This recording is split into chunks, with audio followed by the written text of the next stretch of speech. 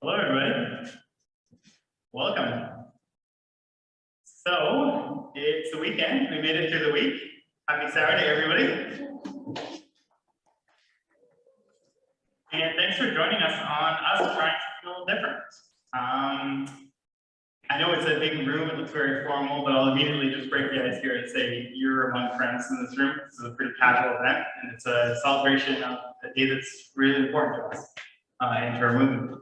And to the, quite frankly, the trajectory that society is even going, right? So we wanted to come today to really bring significance to what today is.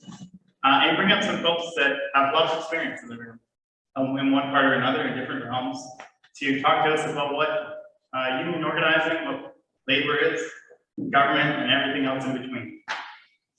So welcome, everybody. Before we get to anything though, I'd like to do a land acknowledgement. To recognize that the North Okanagan Council acknowledge that we live, work, play, and everything in between on the ancestral, traditional, and unceded territory of the Seals Okanagan Nation. And we thank them for allowing us to perform this event today.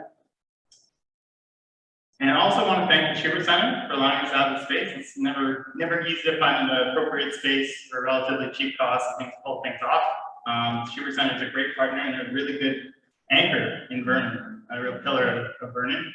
And I will admit that North Okanagan Labor Council, even though we represent this area, we could do a lot better in getting out to this area a lot more. And so that's why we picked this. We're trying to do more. We came up with the United Way breakfast. We'll come again next year. Not to commit us to anything, but I'll insist upon it.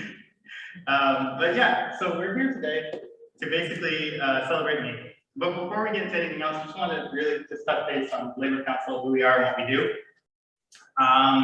This year, the cycle that we do is when the weather gets a little bit nicer outside, our meetings are wrapping up for the summer. This is kind of our last hurrah to bring in summer and celebrate May Day. That's exactly the point of what we're doing. And then we pick things up in a real big fashion for Labor Day in September, what you could call, the North American Labor Day, so to speak, right? And we have a great barbecue, usually at the regional district parks or Bentley. But in between that, we're still working. Executive still meets. We have campaigns like the period promise we did in the United Way. We participate in municipal election politics and civics, like we did at the Parks and Rec Center. A widely attended event for people to bring their policy items and things and the promises and wishes for Kelowna. It was great. The only regret I ever had with that was that we couldn't do it in Vernon, particularly and everywhere else in between. But yeah, we had other things that we do on a kind of ad hoc basis. For instance, when the crane in Brooklyn tragically collapsed, we kind of came in and just decided we want to do something really special to just try to commemorate what's happened and give space for people to just deal with that feeling. And then follow up after this, we're in fact building a memorial in a downtown park, and we seem committed to that. So that's a little bit about what we do. We represent the union, but not just the unions. What we wish for ourselves, we wish for all of people. And that's something our treasurer, Louise Gibson, actually taught me that. I'll never forget that myself. I'll take that to the grave. We're in for a treat today. We got very cool speakers on the left here. Like I said, they got various experiences in the labor movement. Some are organizers, some are stewards, some are activists, some are academics. But the one thing they have in common is they've made contributions to the life of working class people. And that goes beyond today. I have no doubt about that. So we're going to get the pleasure to introduce them, talk to them, ask questions if you want, and just chat among friends. Our theme this year from the BC Fed, and also kind of our little bit of a spin on it as well too, is precarious workers. But we also want to include gig economy.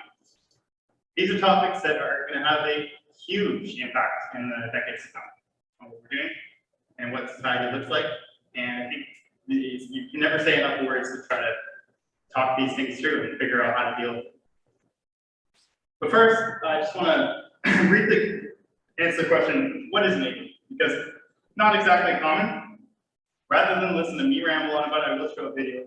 But I will kind of say that May Day started as kind of a secular event to welcome spring, and the most popular way to celebrate it was traditionally to dance around a maypole, still practiced in parts of Europe and the United States today. At this time, people all over the world had a commonality, more so than just loving May Day poles. They were fighting for fair workplaces, demanding unions, things like the 8-hour work days, and maybe it kind of took this double meaning to become International Workers Day. And really becomes a flashpoint, sure you're going to see in the video, is this something called the Haymarket Affair in Chicago. In 1886, basically, protesters organized an event. They're supposed to last several days, but unfortunately, it was cut short when it actually turned relatively violent. The protesters basically erupted in a conflict between themselves and the local police. There were casualties. There were some fatalities as well too. But this event was known as the Haymarket tragedy. But then shortly after that, basically the International Socialist Conference, the group that was fighting for workers' rights, declared to commemorate that day to stand up for what was being fought for from the workers' side. And I'd love to share with you the video just to show you a little bit more context of what May Day means to us and means to all people. And so, take it away. For millions of workers around the world, the 1st of May is their day. In the late 19th century, American labor unions were fed up with being overworked, in dangerous conditions, and with little pay. So in 1884, the Federation of Organized Trades and Labor Unions met in Chicago and had one major demand: an 8-hour workday. And on May 1st, 1886, over 300,000 American workers went on strike. 3 days later, thousands of strikers met in Haymarket Square, where a riot broke out between cops and workers. A bomb was thrown into the crowd, killing several people. It was called the Haymarket Massacre. And today, May 1st is known as International Workers' Day. While every country's workers have a different history behind May Day, they all commemorate those who have and continue to give their lives for workers' justice. Hopefully that gives you a tiny bit of context of the day that we celebrate today. A little bit less dramatic orchestra music today than it perhaps back then, but the sacrifice is all the same.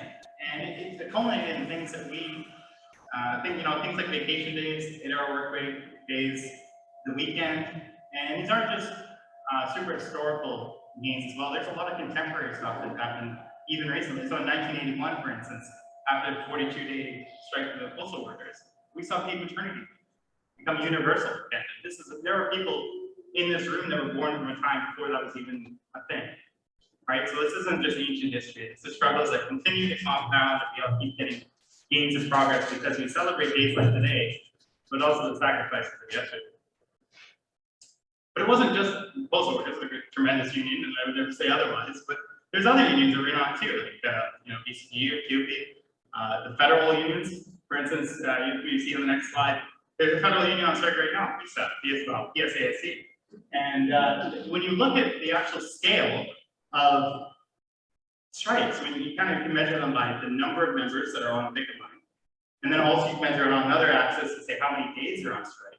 And that's it's a really small graph, but basically the bigger that bar is, we're talking about the larger scale in terms of who's on the picket line and how long they are. Once you cross a certain threshold, you actually start seeing societal changes, usually by legislation, not always, like we saw for maternity leave.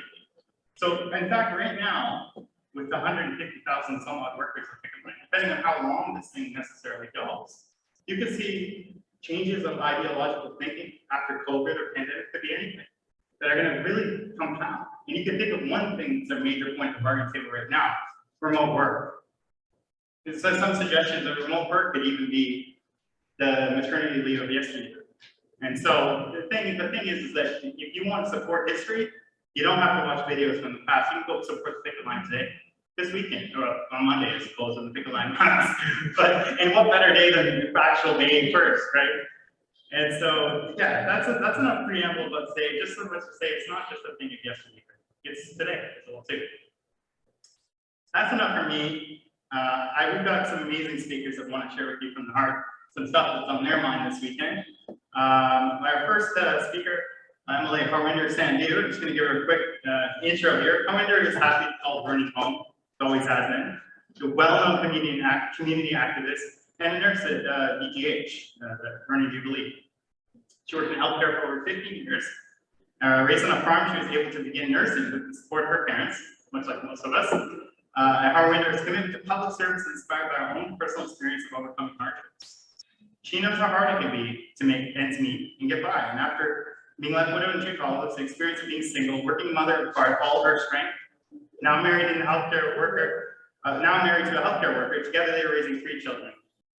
Harwinder was elected in 2020 as our MLA, and Vernon Monchi, we're so proud of her, is appointed as Parliamentary Secretary of Senior Services and Long-Term Care in 2022. And Harwinder, I'd like to put a big round of applause and invite Harwinder to the podium here to share with us her thoughts about May Day.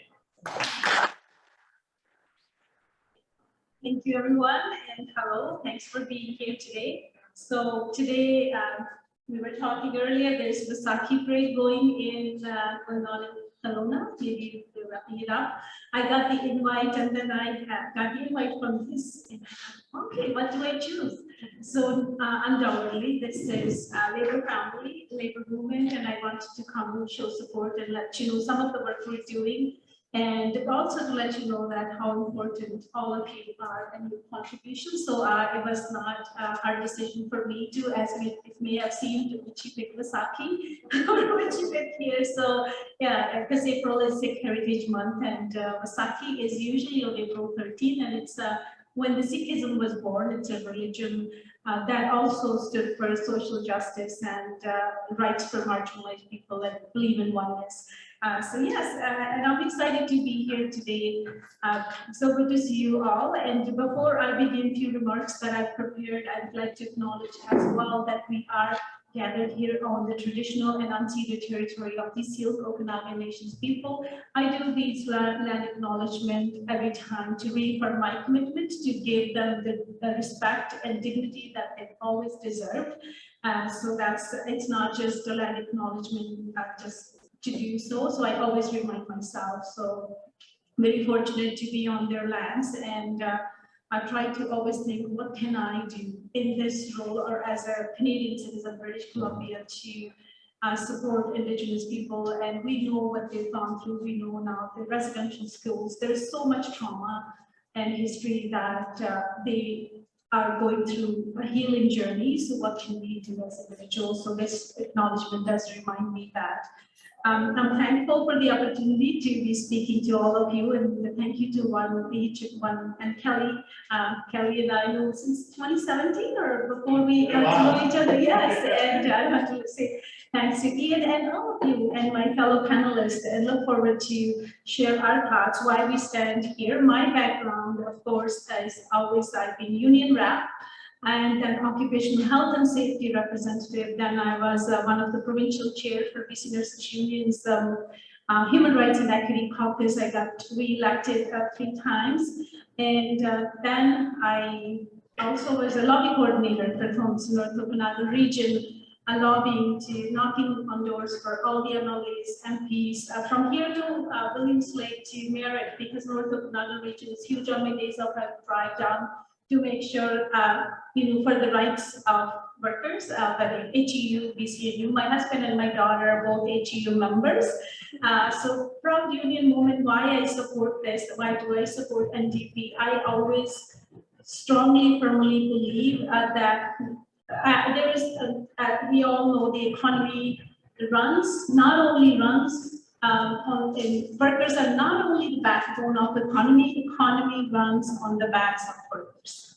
And if COVID hasn't shown that or highlighted that, how when other executives or multi-billionaire CEOs were sitting comfortably isolating in their own homes or wherever, it was day-to-day workers, whether unionized or not, they kept us fed, they made sure we had our necessities, and that's why it is our job to fight for their rights. So I am proud to be part of the NDP, BC NDP government, and many of you probably know I ran Kelowna Mission in 2017, and then I ran federally for the federal NDP as well, because my values lie, the moment I explored history, I was eligible to vote, I started doing research on all parties, of course, besides Tommy Douglas' legacy, then Jack Layton, and then Dave Barrett. I thought, I know where I belong. So I just want to reassure that our BC NDP government values the goals. They're strongly rooted in our movement, and I'm proud to be part of that. So many of you know that we increased the minimum wage, and it's so ironic how sometimes people, I call them it's a selfishness that, oh, we don't like your government because you increased the minimum wage. Even far in between, and I say, okay, do you realize minimum wage is not even a livable wage, given the inflation and even prior to inflation? And you take in consideration that in order to pay for food, grocery, rents, or some take meds, it's not even livable wage. And even if whether it's so then there is complaint about labor shortages. So then I ask very question to those people. So I asked that, okay, so you said you have a labor shortage. So if you're not even willing to pay minimum wage, which is not even livable wage, how do you expect those people? So my conversation with people often is like, how do you expect them to afford rent here, not only here, all across the country and province, and then there is no answer left. And then oftentimes that conversation I come across on my MLA page when we share these exciting news. Now we have 5 paid sick days. And I'm trying to click those profiles, and people oftentimes they have multi-billion-dollar home, $300 yacht, and how selfish as human we can be. I had a very interesting conversation with one person last year during an event. They are now doing really well, multi-millionaire business people. They're, oh, we used to be NDP supporters, but not anymore. I said, oh, okay, what has changed? They're like, oh yeah, those days we worked in sawmills and all these NDP protected our rights and also got us the right to vote. And I said, okay, so what's changed? Now we don't like it as you increase minimum wage. And this person happened to be immigrant like myself, and I said, okay, happened to be from same faith as well. I said, in Sikhism, there is a phrase, give the Guru 1 shekel, like honest living, with honesty, and then share, 1 shekel we share with the less fortunate. And I said, don't we belong from that faith? And I said, if we were in India, still struggling, or wherever background we come from, or if we didn't have a means of how much we have, we would have still strived and be grateful. And now that you have so much, and it's really saddening that you're reluctant to pay the workers what they deserve, and they deserve even far more than what we are changing. And I said, try to pay your workers what they deserve, and you'll see the productivity. And I said, whatever you believe in God or universe, it'll come back to you. So that person said, thank you. They said the way you explained in Punjabi and how you really connected me back to my, sometimes wealth can be, and then to urge to generate more wealth, or maybe to, I don't know that mindset, because I don't have that. I try to be curious. And that conversation, very respectful, really shook this gentleman, and he's like, thank you. I really thought I forgot my values. And yeah, so these are the reasons these conversations are very important. What's concerning is when I see still to this day, May Day, it's so unfortunate. We stand on many people, their shoulders, who came before us, fought for our rights. And there is still threat to the democracy, threat to workers' rights. There's so much rhetoric, anti-union rhetoric.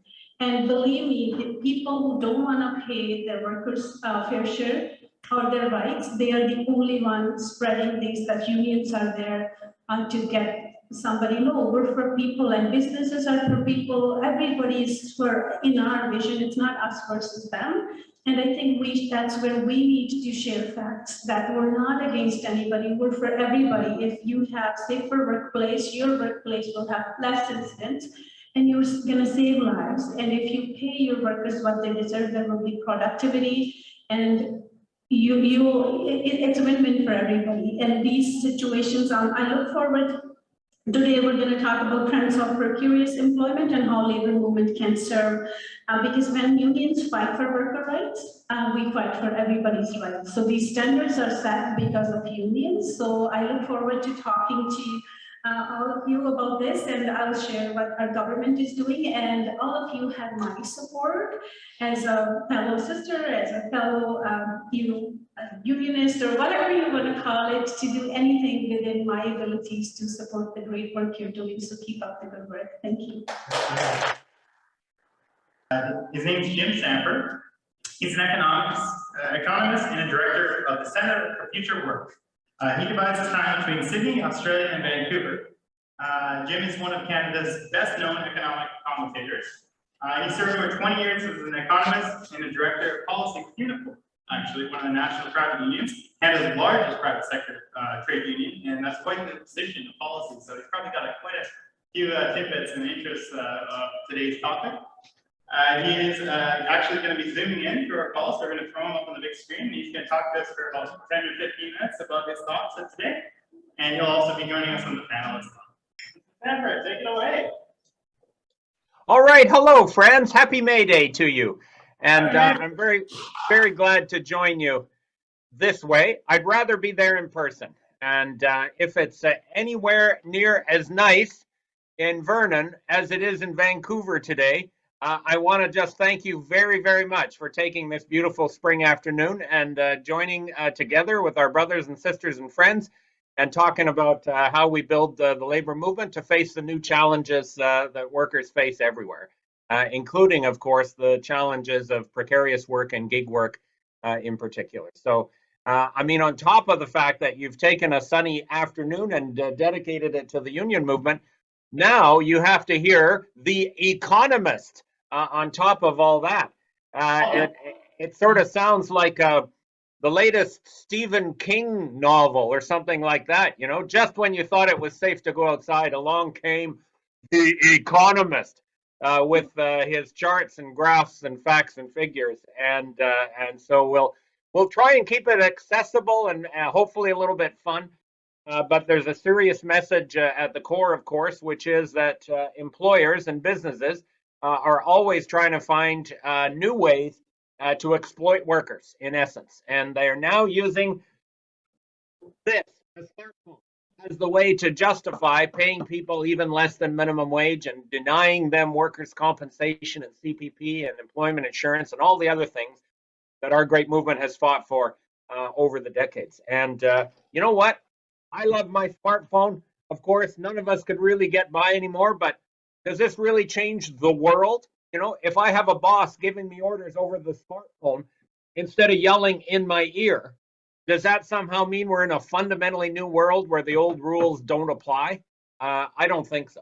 And this whole charade of companies like Uber trying to pretend that they are a brand new invention is absolutely wrong and absolutely unfair. In fact, they are not a brand new invention.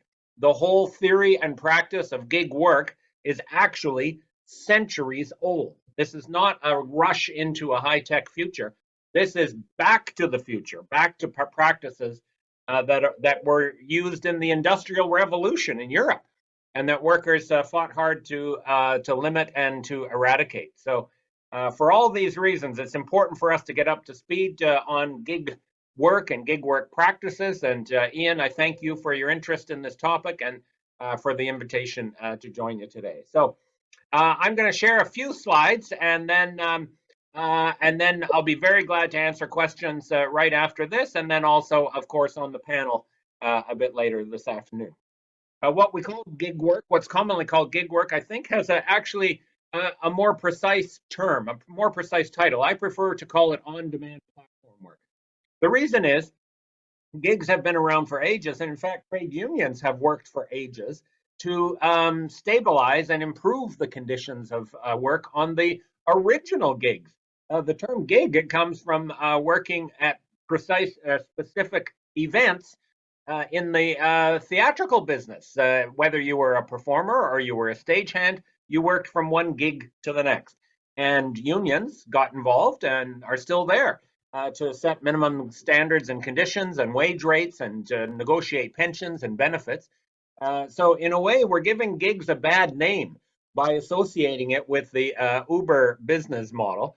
And in fact, there's lots of other jobs in our society, construction work being a good example, where people go from one job to another. But that doesn't mean that you have to throw out all of the basic minimum standards that we've been working on. So I prefer to call it on-demand platform work rather than gig work. And I'm going to talk a little bit about its history, its practices, and what we in the labor movement can do about it. We've done a lot of research at the Center for Future Work on this topic and on others of concern to workers. You know, there's all kinds of issues we're fighting these days, including inflation and real wages and where we go on that score.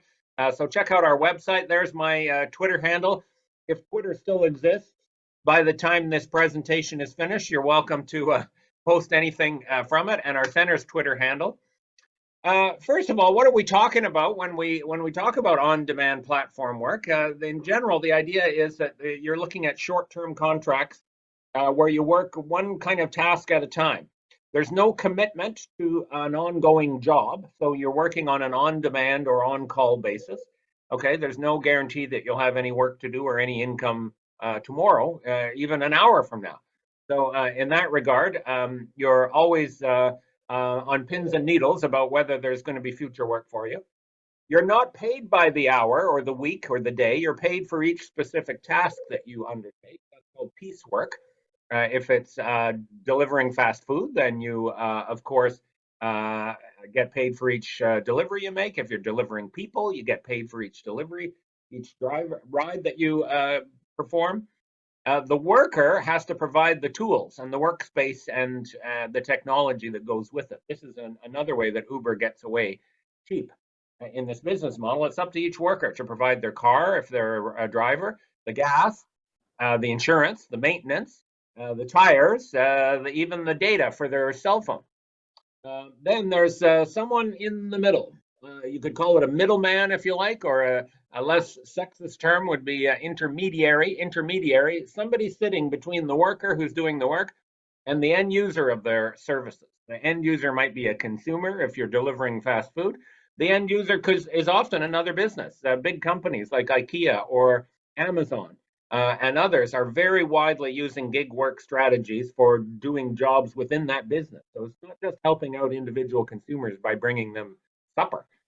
In fact, this is a common thing that's spreading throughout the economy. And then, of course, we all know that there's a smartphone involved and a website and a platform. So again, I say whoopee doodle do. A smartphone is just a new way of communicating. That doesn't fundamentally change the relationships between people that go on in the world of work.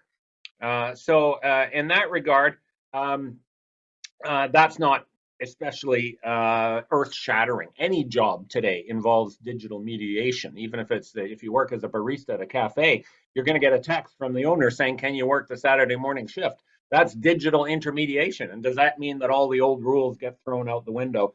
Of course not. So this is the key features of what we're talking about.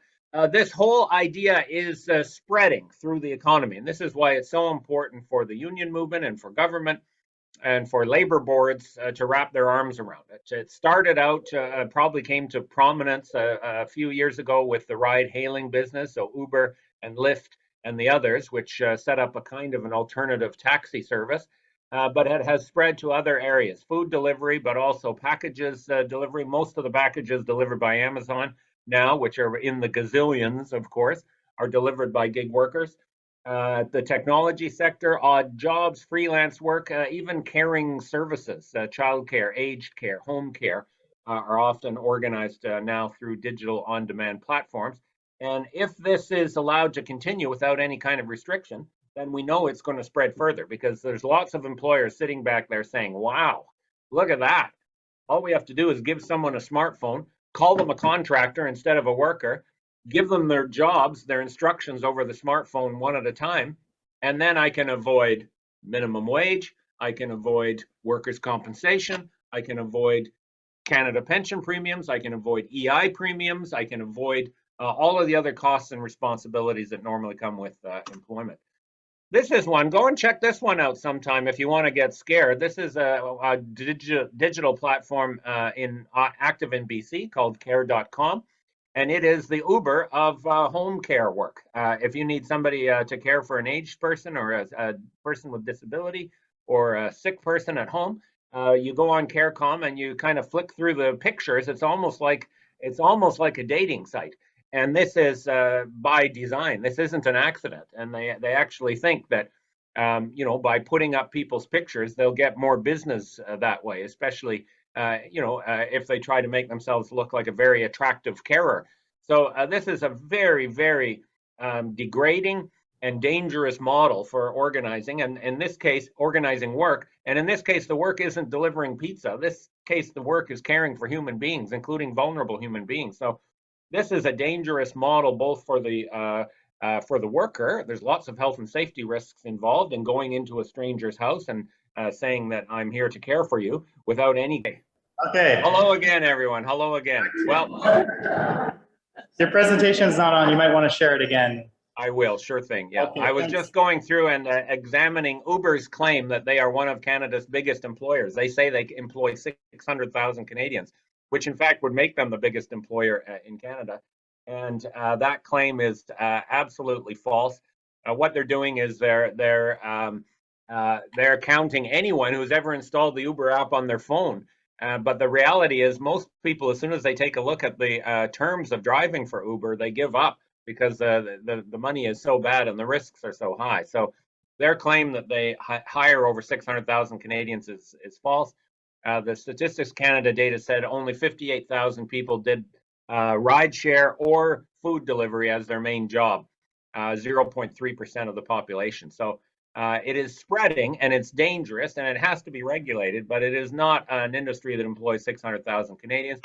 The term for that in economics is bullshit. That is a technical term in economics. That means hypothesis unsubstantiated by empirical verification. Okay, there you go, Ian. As a labor educator, I have to define my terms as I go along. Who are the workers? The Statistics Canada survey says food and package delivery is the biggest form of platform work. 207,000 Canadians did it at some point in the last 12 months. But again, that doesn't mean that 200,000 people are working in it, because the turnover in these platforms is huge. They estimate about 100% a year, 100% turnover a year. Rideshare, then several other kind of technological occupations, computer programming, videos, that kind of thing.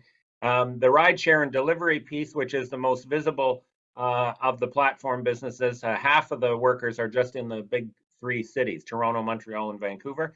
Very male, very reliant on immigration and workers of color to do these jobs. As you realize, these are people who feel that they don't have access to kind of permanent, higher quality employment, so they end up driving Uber just as a way to try and make a few bucks. It's very exploitive. Amazingly, 80% of them have got higher education. 40% have a completed bachelor's degree or higher, and another 40% have some post-secondary education. So this is an enormous underutilization of human potential and time and energy and effort. Uber drivers and other platform workers typically spend at least half their time sitting around doing nothing, waiting for another fare. And to take a bunch of hardworking people with education and ambition and say that we're going to put you in a car and then just wait there for a while and see if I have some fast food for you to deliver is one of the greatest wastes of human potential that you'll ever see. And again, this is in contrast to the idea that this is somehow a sign of the high-tech future. It absolutely isn't.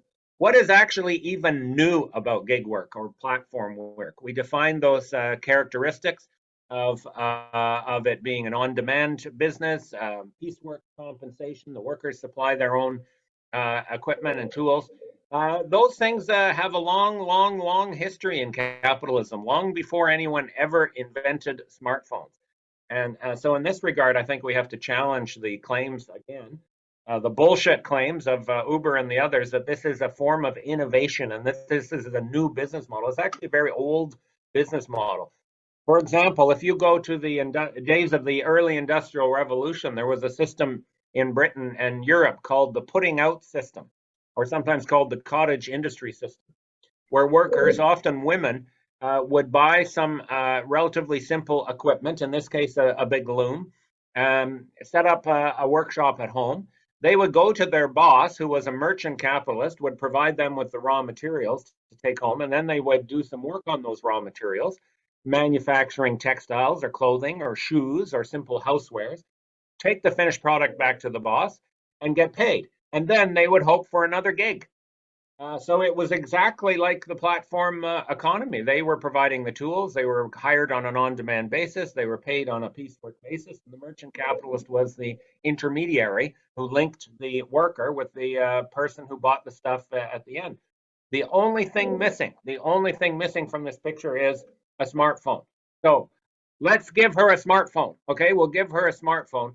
And lo and behold, we'll have the on-demand platform business going right there. We could call it puttingout.com, okay? Because of course everything has to have .com these days if you're going to be cool. This is the putting out system with smartphones, now puttingout.com. Although it's possible that a website called puttingout.com might give some people the wrong idea. I don't know. We'll give it a go. We'll test it out before we issue our initial share offering, okay, for puttingout.com. The piecework system is also hundreds of years old. Workers have been told to be their own bosses under a piecework system for ages. And this is where the employer just wants to try and make a very strong incentive for the person to work harder and faster, no matter what. And this is not new at all. And there's problems with piecework. It tends to be dangerous. It's good for quantity, but not for quality. It doesn't apply very well in teamwork settings, which is where most of us work. And guess what happens? As soon as a worker gets good at the process and the machine and making the most of it, and gets some decent money happening under a piecework system, what does the boss do? The boss re-rates the job because they have the control to do so. And Uber has the control to completely alter the terms of compensation any day of the week. And they have done that many, many times since they started. They used to have a straight up formula for workers. Now they've got a completely ununderstandable algorithm. And Uber workers have no idea how much money they get from a fare and why it varies so much from one day to the next. Same goes for on-call work. The whole idea that workers will just work when they're exactly needed and have no security for the rest of the time. That has been very common in manufacturing, in industry, in agriculture, in mining. This is longshore work. This was the olden days of the so-called meat market, where longshore workers would go down to the docks in the morning and hope that they got tapped on the shoulder to do a day's work unloading the ships. And so this idea of on-call work isn't the least bit new either. And then finally, the other aspect of it being an intermediary between the worker doing the work and the end user. Also, we've all experienced labor hire and outsourcing businesses that try to take away decent jobs and give them to someone who's a little bit more desperate and willing to do it for cheaper. And this is not the least bit new. This is hundreds of years old, and workers have been forming unions and fighting against this throughout the history of capitalism. So the end reality, I won't go on too much longer with slides and charts and graphs and so on, but the reality is this is just another attempt by private businesses to find a way to hire workers and make them work for cheaper and to shift the risk. All of the risk of the fluctuations in demand and whether it's a busy night or not get shifted onto the workers' backs. And they dress it up with language that this is all about innovation and technology.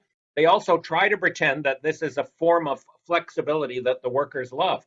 Of course, any worker wants to have control over their work, but no one at Uber has control over when they work.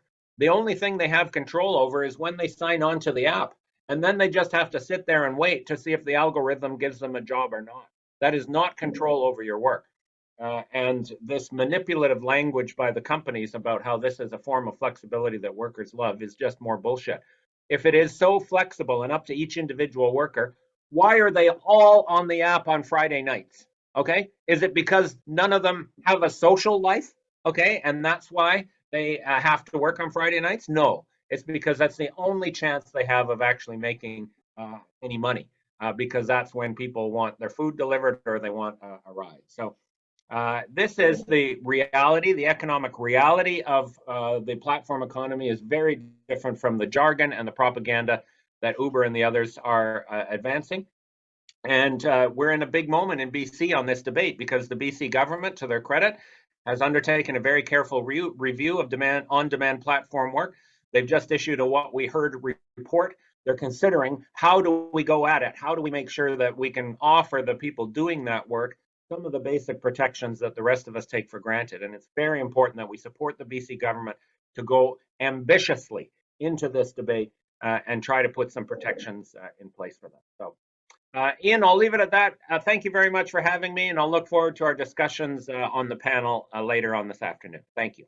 What a great presentation. It's so good to just like couch what we're talking about, the fact that real numbers and stuff. Yeah, so right about our laws, legal laws, you know, they all kind of hinge on some semantics and wordings. Oh, now there's a smart home. Now it's so different like this. Well, that's why we need good governments that are nimble and can adjust to what industry tries to throw at us to undermine workers. So, listen, I think we do shed a couple minutes from competing speakers and stuff. So the question and answer, maybe it's best to just leave it for the panel, broader questions and answers rather than each person to make up a little bit of time. So one thing we don't want to cut ever would be this film we want to show you called The Gig Economy Was Always a Scam, What Went Wrong? It's about 20 minutes or so. Feel free to grab water, grab a snack, and you just don't walk in front of the projector or anything. But barring that, yeah, make yourself comfortable, enjoy the film for May Day, and then we'll pick up with some other speakers in a panel. So, Ian, whenever you're ready. This video is brought to you by Fabulous.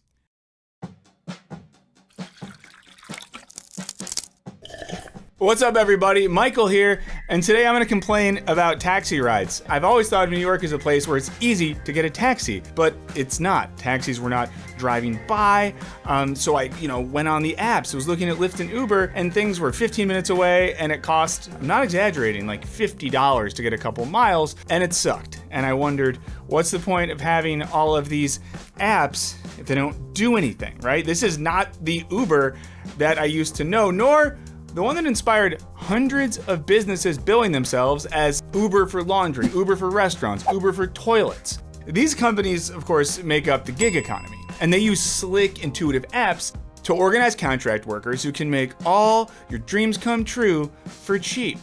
Yet, those promises have become more suspect as consumers face longer wait times and higher costs for services. This all has us wondering, was the gig economy a farce built on an unsustainable financial model? Why are some of the most successful gig startups struggling? How has it become such a dominant force in American labor even as its flagship companies continue to tank? Let's find out in this Wisecrack edition on the gig economy. What went wrong? But before we get into it, I want to tell you about this video sponsor, Fabulous, the #1 self-care app to help build better habits and achieve your goals. If you find it tough to stick to new routines, or if you're hoping to improve your day-to-day happiness, Fabulous is here to help.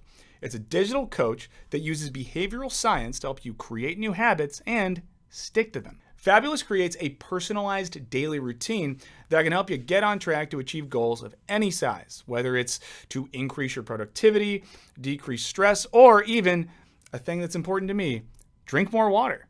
The app helps you create rituals throughout the day, starting from the moment you wake up. These small steps help you ease into new habits and can lead to long-lasting changes. You can choose between 2 programs on Fabulous, habit tracking or dedicated programs. With the habit tracking approach, you can go at your own pace as you complete bite-sized tasks and get gentle encouragement throughout the day. You can pick from 100 tasks within the app or add your own. With the dedicated programs, you're immersed in a multi-week journey of guided self-discovery. Fabulous will send you inspiring and motivational letters, and at the end of each one, you'll choose a positive action for that week. These new positive actions are added to your daily routine, and the app sends friendly reminders to help you stick to them. And with a Fabulous Premium account, you can track an unlimited number of habits and access all the programs and exercises the app has to offer, like coaching sessions and support circles. So join the community of more than 30 million users around the world and start building your ideal daily routine. The first 100 people who click on the link in the description will get 25% off their Fabulous subscription. And now, back to the show. Now, my little rideshare anecdote, as you know, is becoming the norm. As Derek Thompson's recent piece in The Atlantic put it, something beyond rising energy and labor costs is leading to sticker shock on once cheap urban amenities. Clearly, something has changed since Airbnb first hit the scene in 2008. This was the perfect moment for the gig economy to make its grand debut, as the US was reeling from the Great Recession. The unemployment rate had doubled, and other workers faced furloughs and reduced hours. This made alternatives to classic employment seem quite appealing, like a potential safety net. As economist Juliet Schor writes in After the Gig, in the years following 2008, people came to believe that digital technology could solve the problem of work. The thinking went that algorithms and crowdsourcing could do the work of bosses, while software could reorganize economic activity into a person-to-person structure. In this way, she notes that this empowers individuals to take control of their lives. Vast swaths of the economy, especially in service, are ripe for this transformation. This vision came to be called the sharing economy. Note that we're going to focus on the United States, and we're going by scholar Luigi Zingale's definition of the gig economy as any time you have a digital platform that coordinates a large amount of people doing a job. It's the case of Uber, it's the case of Lyft, it's the case of Airbnb, it's the case of Fiverr, it's the case of the Mechanical Turks on Amazon. And this model changed the very idea of what labor could be. It seemed to offer freedom and flexibility without compromising wages via the magic of part-time or gig-based work. For folks without spare rooms to rent out, Uber launched in 2009, followed by Fiverr in 2010, Rover in 2011, Instacart in 2012, and beyond. There was a gig for seemingly every skill set, whether your specialty was picking the ripest avocado, bagging the of a stranger's dog, or copy editing somebody's novel.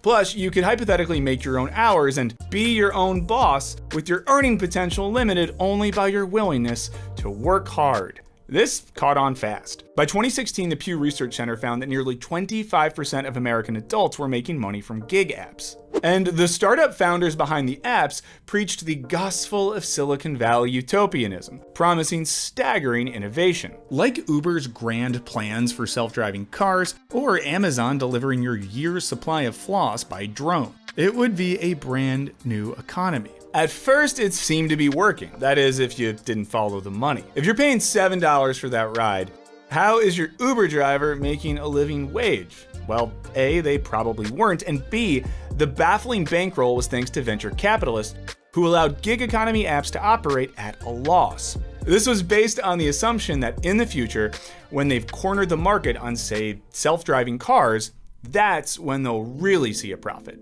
In the meantime, people got used to the idea of $7 rides. As Thompson writes, for the past decade, people like me, youngish, urbanish, professionalish, got a sweetheart deal from Uber, the Uber for X clones that vaguely pretended to be tech companies. Almost each time you or I ordered a pizza or hailed a taxi, the company behind that app lost money. In effect, these startups backed by venture capital were paying us, the consumers, to buy their products. But are those glory days over if consumers are no longer getting too good to be true prices? Because the gig economy is always run on underpaid labor. And to understand this, we need to contextualize where gig work as we know it came from. As scholar Louis Hyman explains, the decades following the New Deal witnessed the golden age of stable, long-term employment when union membership was skyrocketing, and companies competing for top talent started offering things like generous wages and employer-based healthcare. But after the economic boom in the 1950s, corporate structures started to change. At the top, short-term consultants started replacing executives, while at the bottom, union workers were replaced by cheaper day laborers. And while these moves helped businesses seem lean and therefore more profitable, this also decreased job security. This, as Hyman argues, was indicative of a sea change in how corporations function. They went from primarily trying to minimize risk to primarily trying to maximize profits. It wasn't about keeping your family company running and making quality goods for decades. It was about making bank today. And this was a whole new way of looking at business. The risk-taking entrepreneur thus became the capitalist ideal. And in pursuit of standalone, unabashed profits, short-term returns became the new goal. And one way to make sure your quarterly ROI looks shiny and efficient is to hire flexible laborers who take up less of your operating costs overall. The tech industry of the 70s and 80s relied on this business model. Short-term investments partnered with flexible production to great growth and success. It also, as Hyman points out, relied upon the use of undocumented labor at an industrial scale by the way of subcontractors, who were paid on a per-project basis. The rise of the internet would greatly influence how work is sourced and conducted, making it even easier to source temp workers via Craigslist or apps. No agency necessary. These workers would be known as independent contractors. There are big benefits to digitally sourcing contractors, as Jamie Woodcock and Mark Graham explain in their book, The Gig Economy. For one, it adds a layer of invisibility and isolation that obscures the people doing the work. It's hard to know how many colleagues you have at TaskRabbit, after all, if there is no way to communicate with them. And for many of these apps, the sheer number of willing contractors has created an oversupply of labor. Woodcock and Graham write, as a result of this oversupply, individual workers have very little power to negotiate wages or working conditions, which is why workers way back when started forming unions to begin with. But unionizing is virtually impossible for today's gig workers, because to form a union, you have to be an employee. And people who work for Uber, Lyft, Grubhub, Airbnb, and so on are not actually employees. This may sound like a technicality, but it's essential to the way these companies function. Unsurprisingly, when faced with a 2020 California ballot initiative, Prop 22, which would exempt companies like Uber from a state law that would have required these companies to treat workers like formal employees, DoorDash, Lyft, Uber, Instacart, and Postmates spent $204 million on a publicity campaign supporting it. See, if somebody is your employee, you're obligated to provide things like overtime, bargaining rights, and healthcare.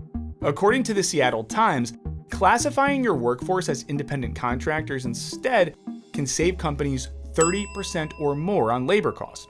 And for companies that were definitely not all making a profit, this would have made their tenuous situations even more slippery. In the end, nearly 60% of voters agreed that all the bells and whistles of formal employment were unnecessary, especially if it jacked up prices on services they had come to rely on. The sheer amount of money poured into this campaign made Prop 22 the most expensive ballot initiative in US history, and arguably, it paid off. Except not for workers though. Definitely didn't pay off for them. In this way, we can see the gig economy as being emblematic of a bigger shift in the power of labor. As sociologist Alexandria Ravenel concluded, for all its app-enabled modernity, the gig economy resembles the early industrial age. The sharing economy is truly a movement forward to the past. That is, a past before workers had all the protections they gained through striking and organizing since the 19th century and through the protections of the New Deal. Now, those prospects are unattractive to the DoorDashers earning an average of $1.45 an hour for their labor, not counting tips, according to Seattle-based advocacy group Pay Up. But it is hugely attractive to businesses and investors. After all, when you classify workers as contractors, you take a lot less liability. Laws governing actual employment require companies to implement worker and consumer safety protections. Under the gig economy, all that risk is transferred onto the workers themselves. All this while many gig workers aren't seeing the flexibility to income ratio they were promised. They're urged on by apps that penalize workers who don't work enough, like with TaskRabbit's 75% recommended acceptance rate, which impacts the number of jobs available to workers as well as their rate. As Sherry Murphy, a Bay Area-based rideshare driver, explains, working for Lyft provided only so-called flexibility, and that her fellow drivers, many of whom also happen to be people of color, were working 70 hours a week and still living at or below the poverty line. As Murphy said, over the years, I found myself in a deadly and inflexible cycle, and trapped in working just to afford to keep working. Ultimately, these gig workers were trapped in a big race to the bottom, plagued by unreliable pay, alienating working conditions, and a profound lack of institutional support from the mega corporations they work for but are not employed by. But despite our gripes with Uber & Co.'s business models, we still haven't answered the question, why are they struggling? We think it's pretty simple, and it goes deeper than the pandemic messed with the economy. From the start, these apps have been indicative of an economic logic that is fundamentally flawed. And that's because it's based on speculation about future profitability. It's a house built on a foundation of sand, which was conveniently delivered by a TaskRabbit. Gig startups have mixed material goods and services carried out by real human beings with algorithm-based apps which work on a logic of inhuman efficiency. Just as the 2008 financial collapse revealed that the real estate investment market was built upon shaky investments and repackaged high-risk loans, the snowballing collapse of the Uber for brushing your teeth industry shows that the future of profitability that everyone imagined, from founders to investors to workers to consumers was exactly that, always rife with internal contradiction. But these companies were able to speculate so wildly because they had billions of dollars of backing from venture capitalists. It still saved an enormous amount of loss by treating its employees like interchangeable contractors, rather than actually investing in a stable workforce. What's more, when businesses like Uber openly and proudly declare that they're here specifically to disrupt an industry, those disruptions can be seismic. Many traditional jobs, like taxi drivers or hotel concierges, have been decimated, if not essentially eradicated, in a short span of time. Most tragically, this has resulted in a spike in suicide amongst New York City taxi drivers, who, after investing huge sums of money to get their medallions and huge amounts of time and training, saw their livelihoods destroyed. Meanwhile, restaurants adapting to delivery apps have seen as much as 33% commission off of order total. So rather than revolutionizing the modern economy, these apps have actually left it in worse shape than they found it. And that affects all of us. As Hyman writes, when our corporations fail, it hurts us all. Yet when they succeed, we do not get compensated for our risks. American corporations, as it is often said, socialize risk and privatize return. And the architects of these apps appear to be getting off as easily as bankers did after the 2008 financial collapse. At the same time, for millions of workers, protections that took decades of agitation by labor unions to be realized have been stripped away. This whole era calls to mind something else that happened in the mid-20th century, the Taft-Hartley Act of 1947, which burst in, Kool-Aid Man style, to temper union practices. Most crucially, with the introduction of right-to-work laws, which still exist. In short, right-to-work laws prohibit mandatory joining of unions for both private and public sector jobs, arguably undermining hard-won solidarity. As former union buster Martin J. Leavitt wrote in 1993, Taft-Hartley meant the bosses could once again wage their war with near impunity. And at this point, about 14% of US workers had already participated in post-war strikes, so bosses were particularly invested in shutting that shit down. The passing of Taft-Hartley effectively defanged organized labor's power, preventing unions from putting certain kinds of pressures on employers. And the mainstreaming of contractor status in the gig economy could be seen as yet another attempt to systematically roll back worker protections and further stymie organized labor. And it's one that, if it continues to be successful, could have implications on your work life, regardless of if you've ever done gig labor. Because this model seems ripe to expand, even as the companies that pioneered it are struggling. A recent Mercer study shows that 60% of C-suite executives anticipate they will substantially replace full-time employees with contract workers within the next 3 years. That is to say, gig labor may be coming for a lot of us. That would leave many more folks doing what Woodcock and Graham call precarious work, i.e., work that comes with uncertainty as to the duration of employment, a lack of access to social protection and benefits usually associated with employment, low pay, and substantial legal and practical obstacles to joining a trade union and bargaining collectively. Workers doing this labor make up what some call the precariat class. But as scholar Kathleen Thielen points out, precarity is not the same as poverty. And it does not only hit low-skilled workers. It also affects highly skilled groups, including professionals such as airline pilots and lawyers, who are also employed increasingly on flexible contracts. And hell, there's even a trend toward hiring CEOs on short-term bases to help companies deal with sudden departures or navigate scandals.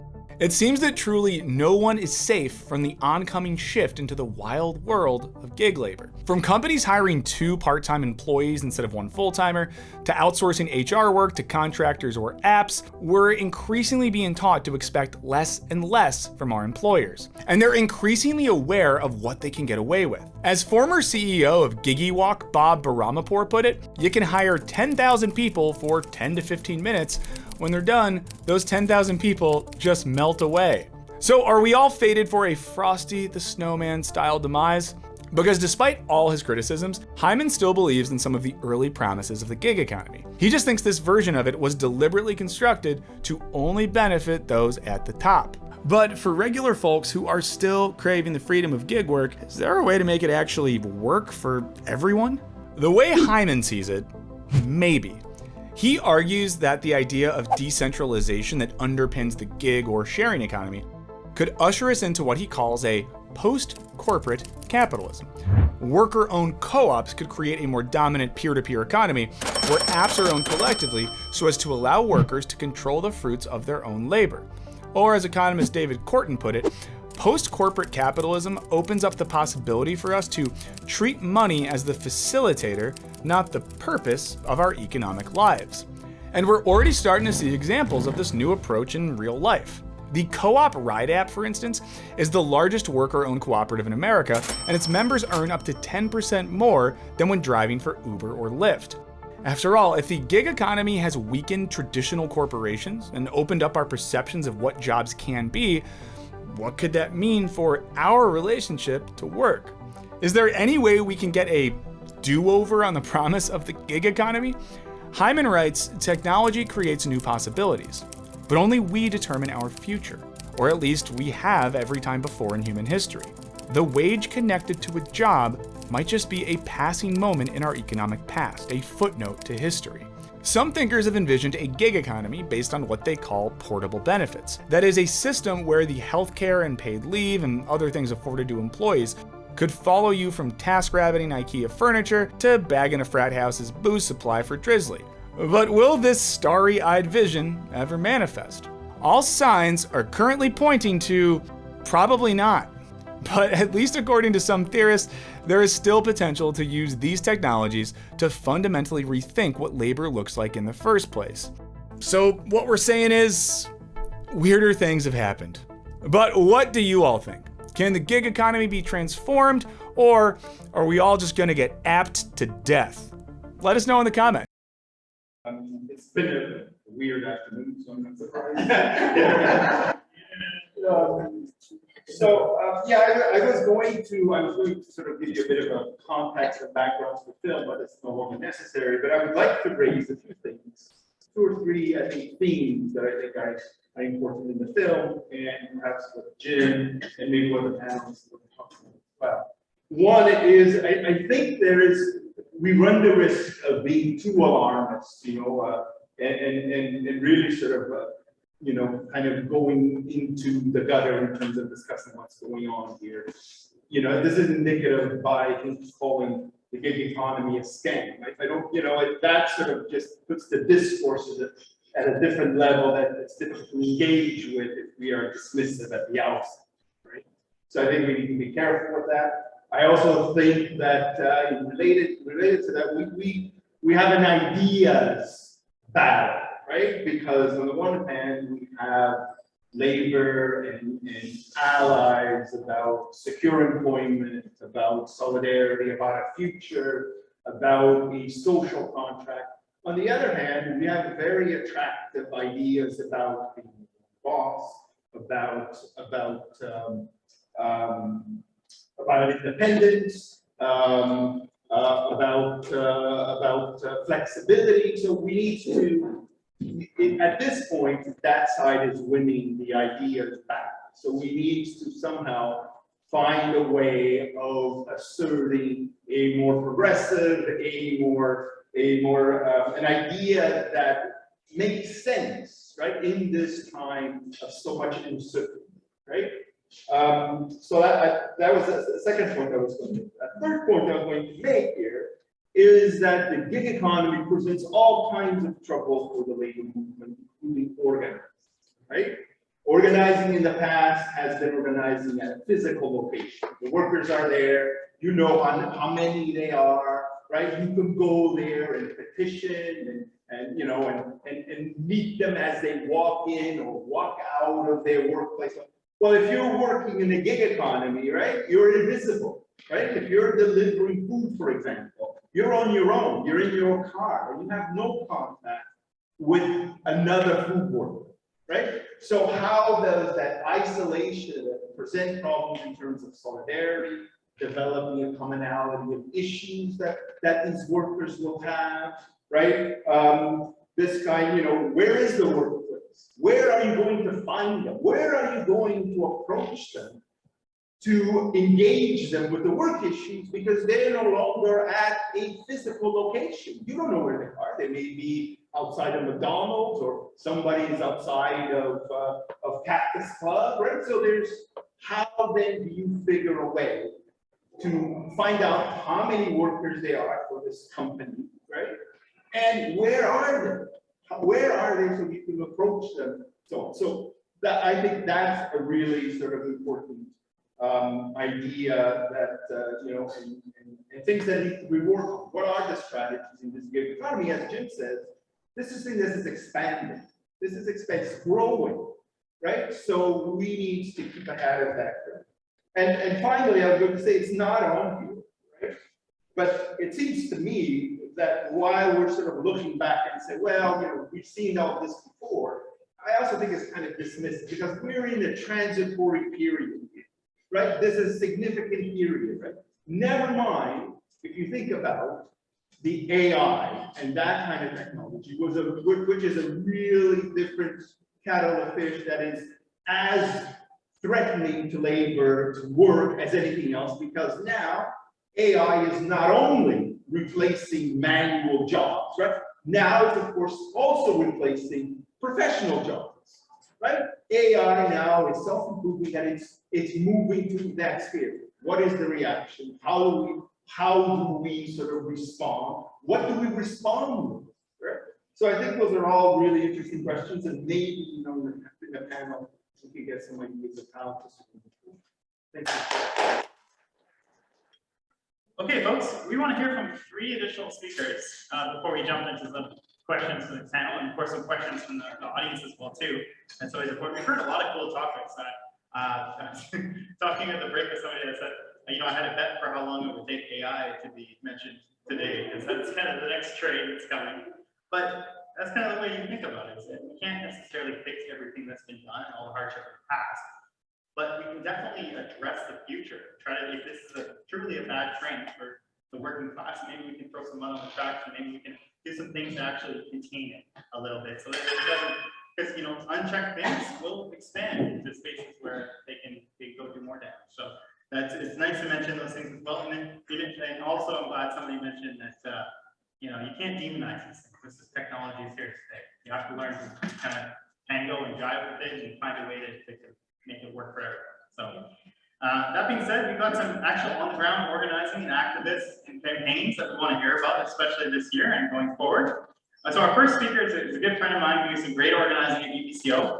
Luis Diaz is his name, and he's a community organizing and father of 2 Guatemalan descent. His passion for community organizing was nurtured and mentored during his time in RAMA. And if you don't know what RAMA was, it's a radical action with migrants and agriculture. So very in theme of today's this year's event. It's a grassroots collective operating in the Okanagan Valley, addressing some of the precarious issues that temporary foreign workers and farm workers actually see in the valley for such a large portion of our economy, and such an unrepresented group of folks that are in very precarious spots, as I'm sure you'll share. Since becoming a father, he's taken to organizing his own work site, which has led him into stewarding and bargaining UBC Okanagan as a member of the BCGU. We're lucky to have him, I can certainly say that. Luis is going to talk to us a little bit about organizing one of the campaigns of UBCO, potentially, if he can speak to it. I mean, I know there's other people in the campaign. Feel free to talk about anything else you want today, whether though it's May Day, open mic. Let's have him up in the nice round of applause. How's it going? Yeah, thank you for the introduction. My family in Guatemala was very heavily involved in labor. My grandfather was a member of the Workers' Party, the PGT, and my great aunt was actually an organizer of textile workers and garment workers, which is interesting because on the other side of my family, my great grandmother worked doing piece rate, which I wasn't thinking of speaking on, but I saw that, you know, that part of the presentation. She worked for jeans companies, you know, on her Singer sewing machine at home while my grandpa would, you know, sleep below, and that was her experience. I got involved later in life, but I've always had, you know, a soft spot for labor because when I was growing up, the CAW would give space to my mother's group, who was she was one of the founders of Latin American Solidarity Committee in London, Ontario, and CAW would always give space. So afterwards, I think later in life, in my late 20s, I became an organizer with Grandma, with all volunteers, and we do advocacy and direct support work with agriculture workers. I have since kind of taken a long-term sabbatical because I have 2 young kids and I want to spend as much time as I can with them. And that opened up the space to get involved with BCGU. It was, I would say, a little reluctant because I had a negative experience myself as a union member on campus. And that's kind of what I want to talk about, is that, there's so much great work being done in organizing and union drives. And then what happens, once people are unionized? So I actually can't speak on the organizing drive of the residence advisors. I'm not sure if you have heard it, but residence advisors were and are a precarious position at the university. They didn't have a number of set hours. They're pretty much on call all the time. They're responding to all sorts of health crises. I was able to be involved when Kelly and Marissa from the BCU called on me, because they knew that I had a passion for what I would call internal organizing, right? Is what happens within the organization. So once we knew about the success of their organizing, thanks to some really courageous residence advisors, young people who've never been involved in labor organizing, and they just saw all the issues. We were able to meet with some of them. Me and Kelly started a little working group. We heard directly from them, and that informed the letter of understanding that we wrote with them. That's part of our bargaining, part of our collective agreement on campus. Well, I was kind of wondering, I've heard from a few people, who here is, on a bargaining committee, a shop steward at their work site, and what is your perception of how member engagement? Who's involved? Who's filling out surveys? Who's coming up to meetings? Is it as robust as you'd like to see, or is it it's a few workers doing all the bulk of the work? And that's kind of was my experience. As much as these passionate people who've been involved in the labor movement for years, as much as passion as they have, a few people can't do the work that hundreds and thousands should be doing. So that's kind of what I've been up to in the last little while. I think that internal organizing is really important to organizations. It's capacity, teaching about what organizing is. Seeing videos like this, coming up to events. I was very happy to hear, Harwinder's thoughts on the conversations that she's having with members of the community. These are the hard conversations that we have to continue having, because that's the work. I'm very appreciative to be here. I will have to leave somewhat early, but I really want to be part of the panel. Yeah. Can you tell us what are your ideas about internal organizing? Yeah, so I was nominated as a lead steward. I think it was the first time the position's been used in a bargaining unit.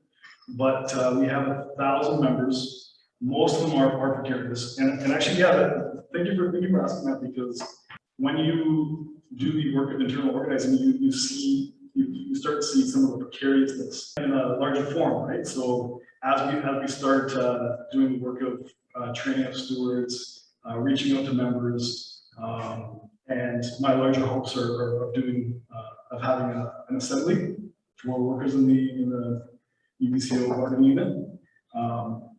You have to get everybody involved, and you know some precarity. The precarity really kind of shows itself, because research assistants are part of our bargaining unit, residence advisors are part of the bargaining unit, and research technicians. And a lot of people think that these are transitory jobs.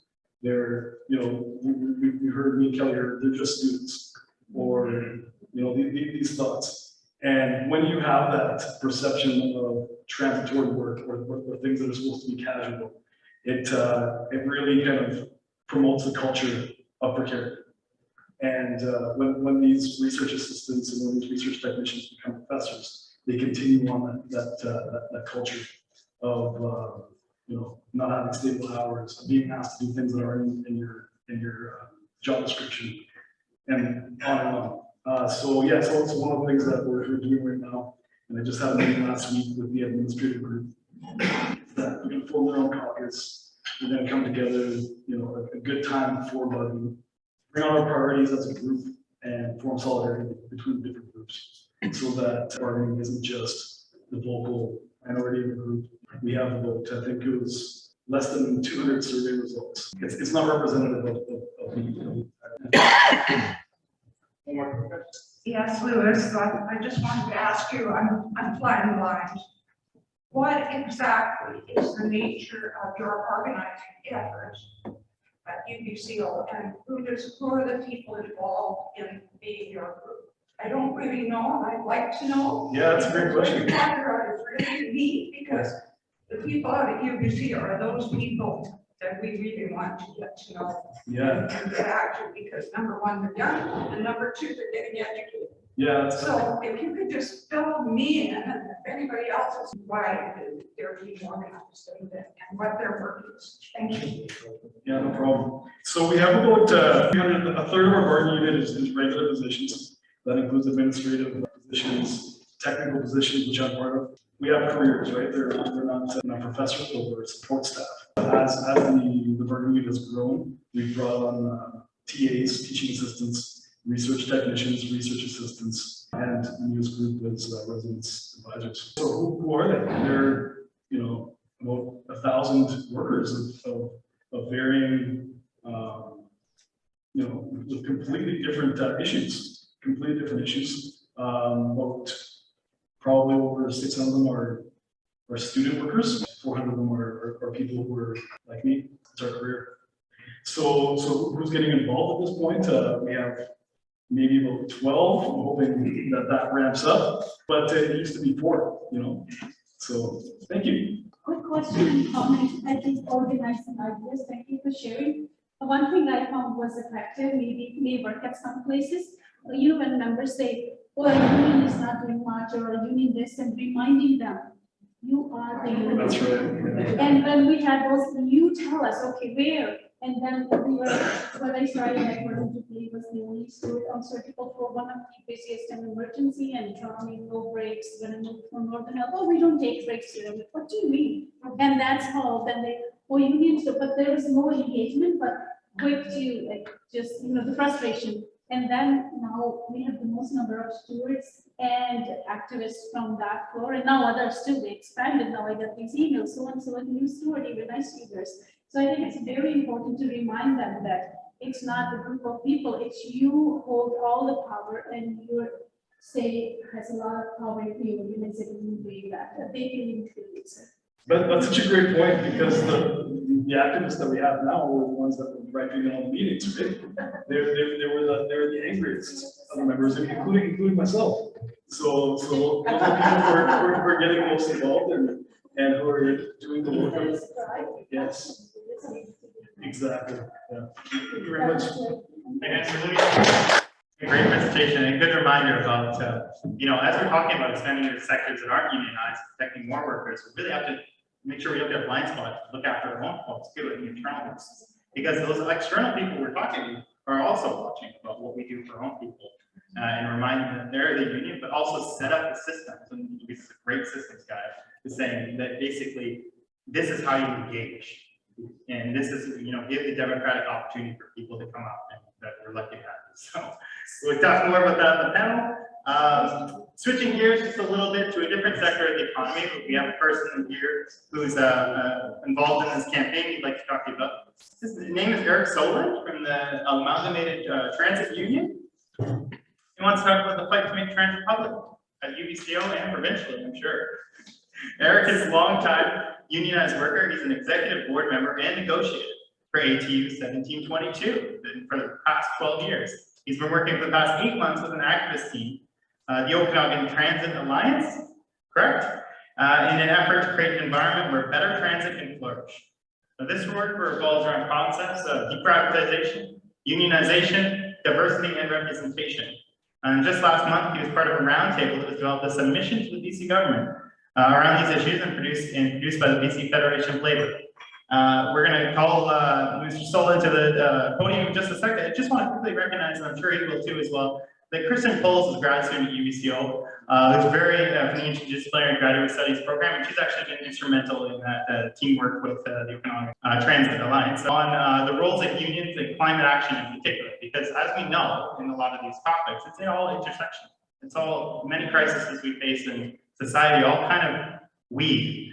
So I do want to recognize the great work she did. Unfortunately, she couldn't make it today, but I'm sure Eric can bring us up to speed on the work they've done. So quickly, a round of applause for Eric Solon. So we used to have a soapbox, right? You know, in the digital world, you know, we had a cell phone. You know, and presenter on television, you know, he said that where are they? He started with that. You know, we're here. You know, it is 20%, maybe it's doing, you know, 80% of the work. I see that in my union. You know, we get a union meeting and, you know, we sometimes, often, don't get a quorum. You know, the union's doing nothing. You know, well, come on out and do something. You know, I'm an executive member.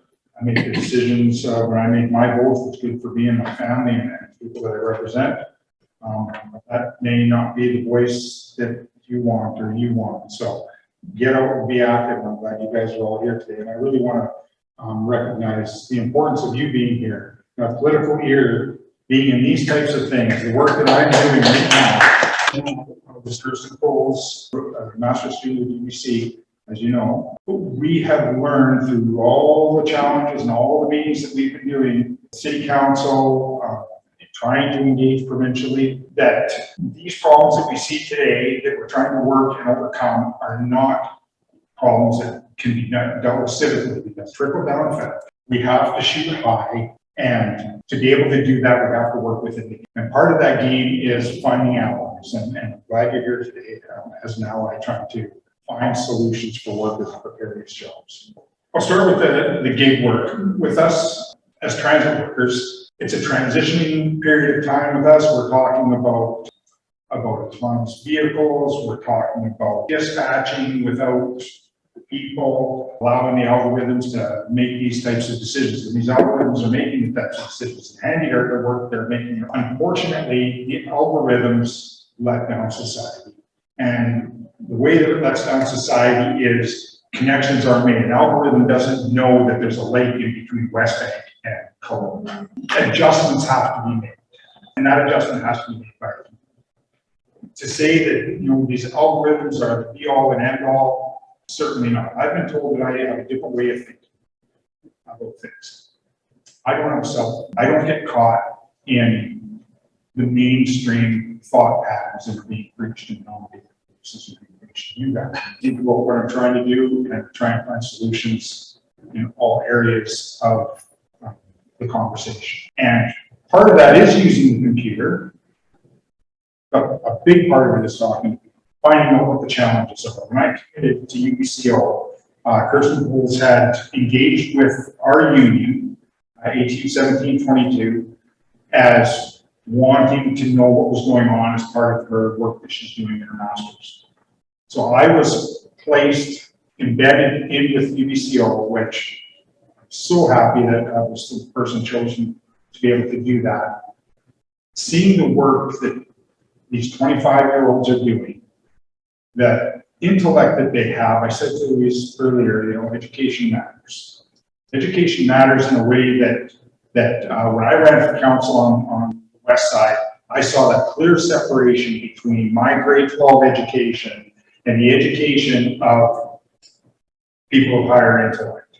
And it was a challenge for me to be able to live in that world. I'm working towards, and I've learned a lot over the last 12 years. I talked to you about, you know, trying to deal with professionals, professional negotiators, professional politicians, professionals, and I've learned a lot swimming in that pool.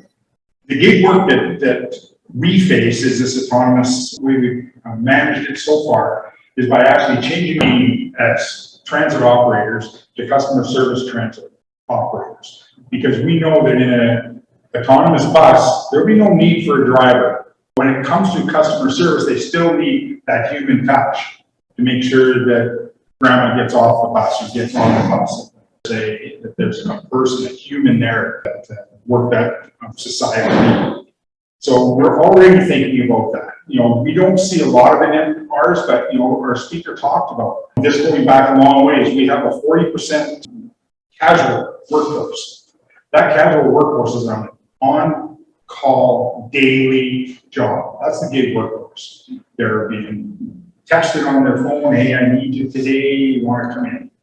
Unfortunately, the turnover rate in that industry, in that segment of my workforce is about 60% over 3 years.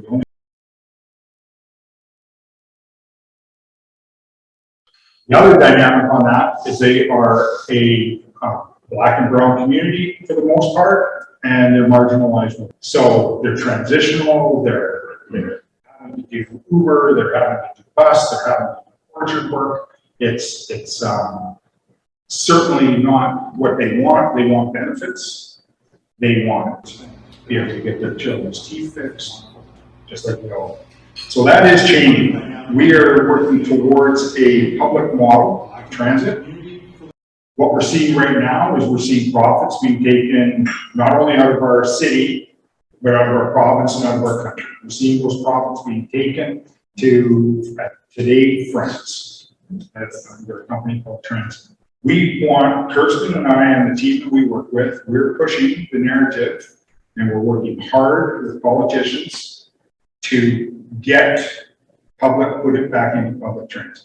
Having those profit dollars taken out of our country degrades the infrastructure growth that we see is necessary to bring us to 2030 targets, carbon targets, and the 2050 carbon targets. Again, I can say we could have a nuclear bus, but if I can't put a bomb in a seat, the bus is no good to me. So where are these people that are going to work, as Louise said? How do we track them then? Well, we track them with wages, we track them with good benefits, we track them with a life standard that supports them and their family in the region they live. I said to the negotiator, the company's negotiator this fall, I don't know where the tipping point is. I don't know whether it's $30 an hour, I don't know whether it's $40 an hour, I don't know whether it's $50 an hour, but I know it's not $20 an hour. So when he comes back to me and says, well, Eric, it's not about the money, it's about how much money. It's not about how much profit. It's not about the profit, it's about how much profit. It's only worth it to them if they get so much profit. This social conversation you were talking about coming back to is not there in this multinational corporate world. We own the Okanagan Transit Authority. Started out as an idea of Kirsten's. It's melded with an idea of mine, which was essentially Okanagan Transit Action Alliance. We're so proud to be doing this work now, engaging the public. Kirsten is the leader of this team.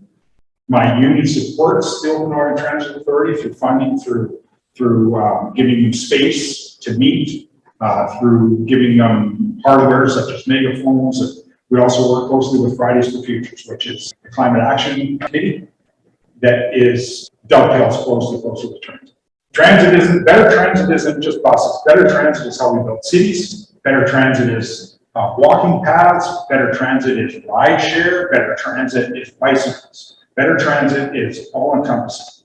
And for us to meet our 2030 targets and our 2050 targets, transit has to be a top priority.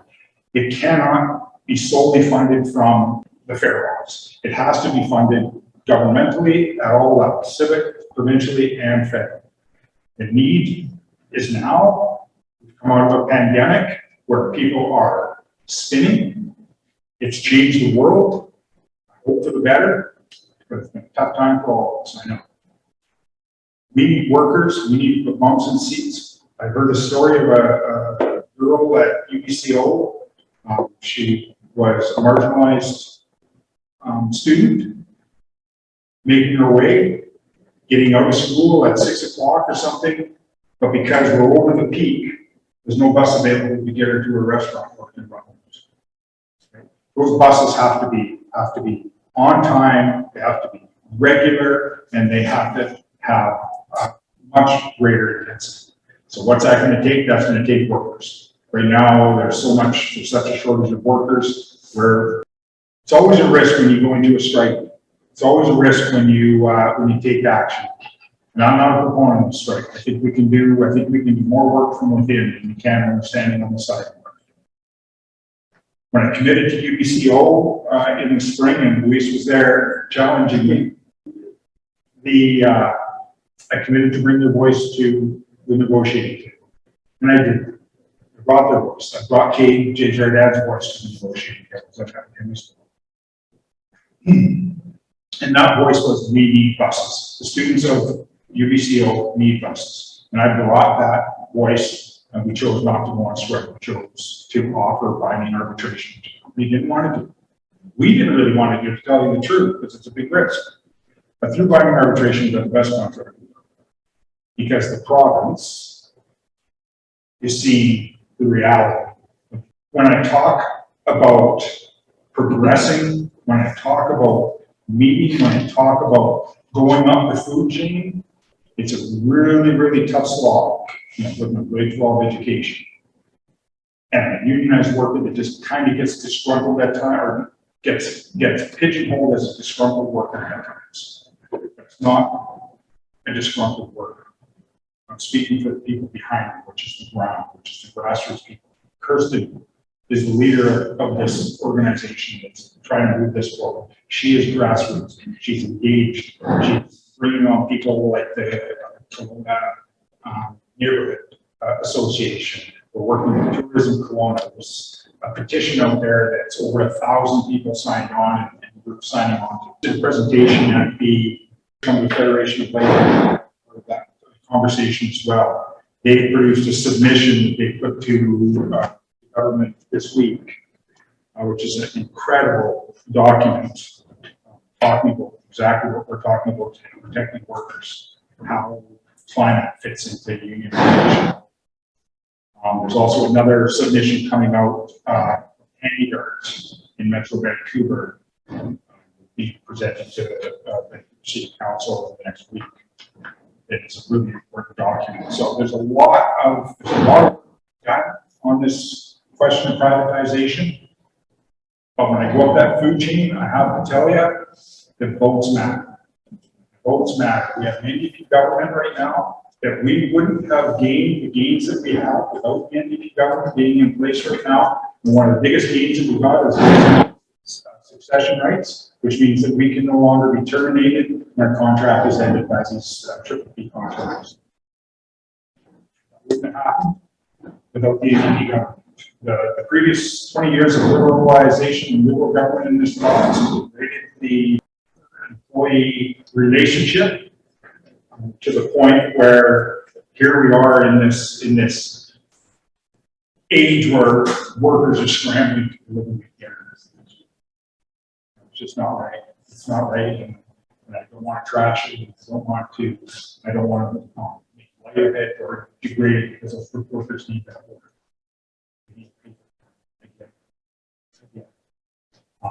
But there has to be something better. There has to be evidence. There has to be some future. There has to be a light at the end of the tunnel. And that's why I'm here today, is to identify the need for that light, identify the people that I'm working with. I'm proud to be working with all of you. Not only Kirsten, not only Price Bears, not only here, not only Jesse, not only my union students, but all of the community as a member of the community. Thanks for letting me share. Yeah, sure, absolutely. I have two questions. Yeah. Thank you, Eric, for a very insightful presentation and very important presentation. I have a question. For me, like you said, immediate workers. So is it system needs workers? And if it needs workers, why is it a problem? Why is it a problem having workers when you have so many of them on? Why aren't they served? The other question I have, I can understand and talk about the need of us to bring UBC into the game at the university because given the population of UBC students that need transition is important. I'm wondering, what is the argument for riders outside of this, right? What are you saying to the rest of the community of why they should support buses, given that we're such a community that's dependent on the automobile? Nuts about the automobile, the bigger, the better.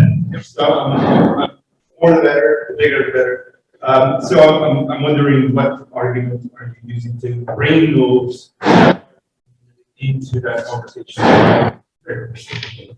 Okay, so our casual workforce is right now predominantly Canadian. They have come on board over the last 4 years. Transition our workforce. There's a certain segment of them that want to stay casual because they have other work, whether it's farm work or whether it's they all have something else to do, whether it's they have all kinds of business there. The Indian community, as we know over the last 100 years, has went from 0 to 1 million, and I'm so proud of any example that they've done to be successful. It's a shining light in our society for sure. The other workers that we have on casual have to wait for a long period of time. With the transit system, you have 2 peaks. You have a peak in the morning and you have a peak in the afternoon, of course. The rush hours. So in the middle of the day, the civic government has to choose how much money they want to spend. That dollar has to be split between the morning, the afternoon, where most of the buses are needed to be, which pieces out the center and the ends. So you have to have, during those peaks, full-time 8-hour shifts running continuously. Unfortunately, it's the Jimmy Patterson thing. Oh, instead of putting an 8-hour shift, I'm going to put 2 part-time 4-hour shifts together. So that's how that piece is working. Those casual workers pick up the end, they pick up the middle. And we have language in our collective bargaining agreement that says we have to have a certain amount of full-times. And the company sticks closely with that because every other full-time costs them money. And as they said in negotiation here in November, happy workers don't make any more money. So we have this casual workforce that comes in, tries to feed their family, and 60% of them leave.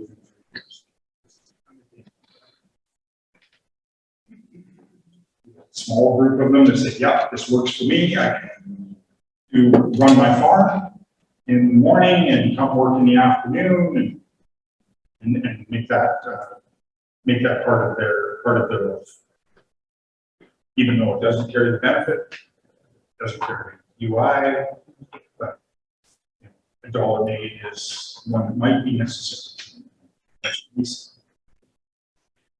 So the work that we're doing outside of UBCO, Kristen felt it very important to branch outside of UBCO. She wanted to engage high schools and she wanted to engage Okanagan College. And she asked me if the union would be willing to allow the centralized meetings to facilitate that. And I said, you're my union president, of course, but I said, yes, I'm really making that. So we are right down on Kirshner, in the middle of Florida, right behind the towers, and we've allowed this engagement to happen. So we had high school students out, we've had teachers out, we've had professors, we've had college professors, students. So we're gathering this voice amongst a large part of the community. We also, this process of becoming Okanagan Transit Alliance, we are launching in May a get to know you. It's happening out there where all of the community, doesn't matter who you are going to be allowed to come in. My union has provided some funding for that. There's been some funding provided through the petition that Kirsten developed. route fund as well, and it's going to be happening at a venue, which she can provide for you, or I can provide it for you. I just got the notification on Friday of exactly where it's going to be. She's working hard trying to find one. It's amazing, like you said, how hard it is to find a venue cheap enough to be able to facilitate something like this. But so we've been working hard to engage the public. We've been working with politicians, civic politicians.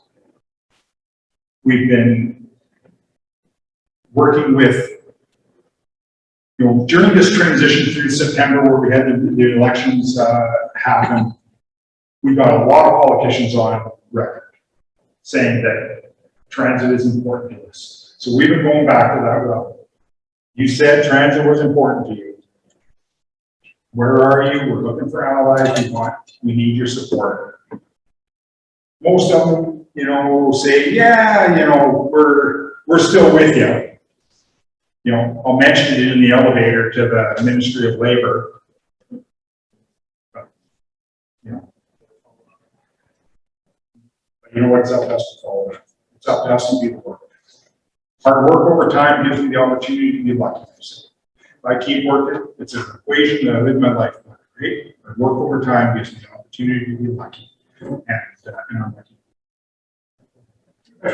How common is the structure of transit in BC? Like you've got Coast Mountain and then everything else to use transit, right?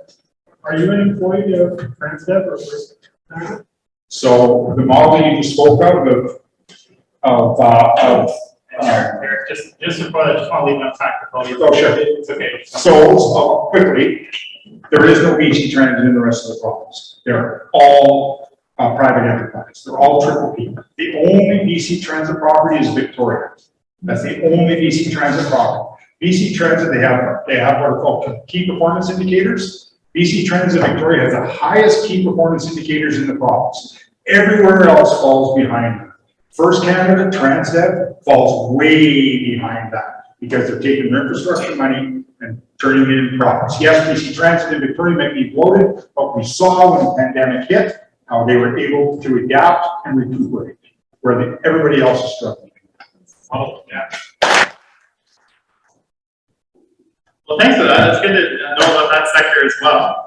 Want to introduce another speaker, our last speaker, and don't worry about the time. I can shed some questions off the panel as well too. We're a little 10 minutes behind. We're doing okay. No, we're okay. Yeah, we're okay. Cody actually came to our Labor Council last year as a new delegate from a union that we don't actually. It's a prominent union for sure. The Service Employees Union, SEIU.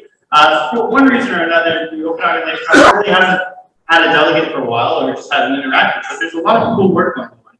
And Cody's actually had a long career as customer-facing retail over the years. His experience has given him potential look into things like cashiers, baristas, servers, sales reps, kitchen staff, a lot of stuff we saw in the video. And as a young worker, a student low-income earner, Cody thinks his experiences are ubiquitous in the Okanagan, with people seeking supplemental income or taking extra jobs in the retail market, which is a challenging economy. And after trying to systemically change things from actually the management level, Cody finds himself burnt out and betrayed by the very company he spent so much time to look to.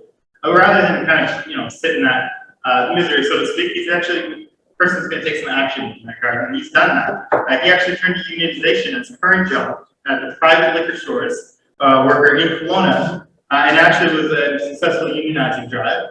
And that internal organizing drive has kind of gone external now, that external drive has gone internal to bargaining now, and he's starting to live through that process as well too. I'm sure he's happy to talk to you and take lots of questions about his successes, challenges, and experiences with that. So everybody, we can give Cody a thank you. Yeah, hi everyone. I'm pretty new to this stuff. I know we're talking about precarious workers in the gig economy today. So I kind of have two topics that were on my mind. One is food courier and delivery app services. They take advantage of being remote work institutions. I think I've thought a lot about. I've done work with Skip Dishes. I've done work with Domino's. I was food courier by trade for a long time before I landed at my private liquor store. So one thing that I think is important is that these food courier services are subsidized by their workers' investments into their vehicles, into their cell phones, into their data. And I think that if we started to organize these places, these workers by their classification, rather than those workers organizing themselves, one thing we could look at is helping those workers with those investment costs that they're providing. I think that these companies should provide credits to funding for, your cell phone, your data plan, your gas costs, your these are personal investments, and back in the day, like a car used to be a symbol of freedom. Now it's like a symbol of an oppressive work culture.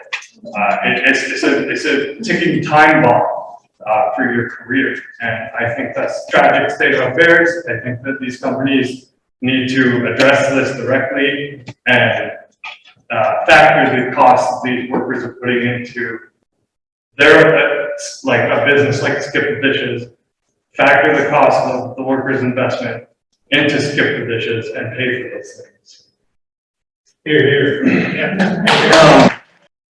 I also think that it's unfair that the income the workers generate for these companies are prorated by the variable costs like petroleum and gas products.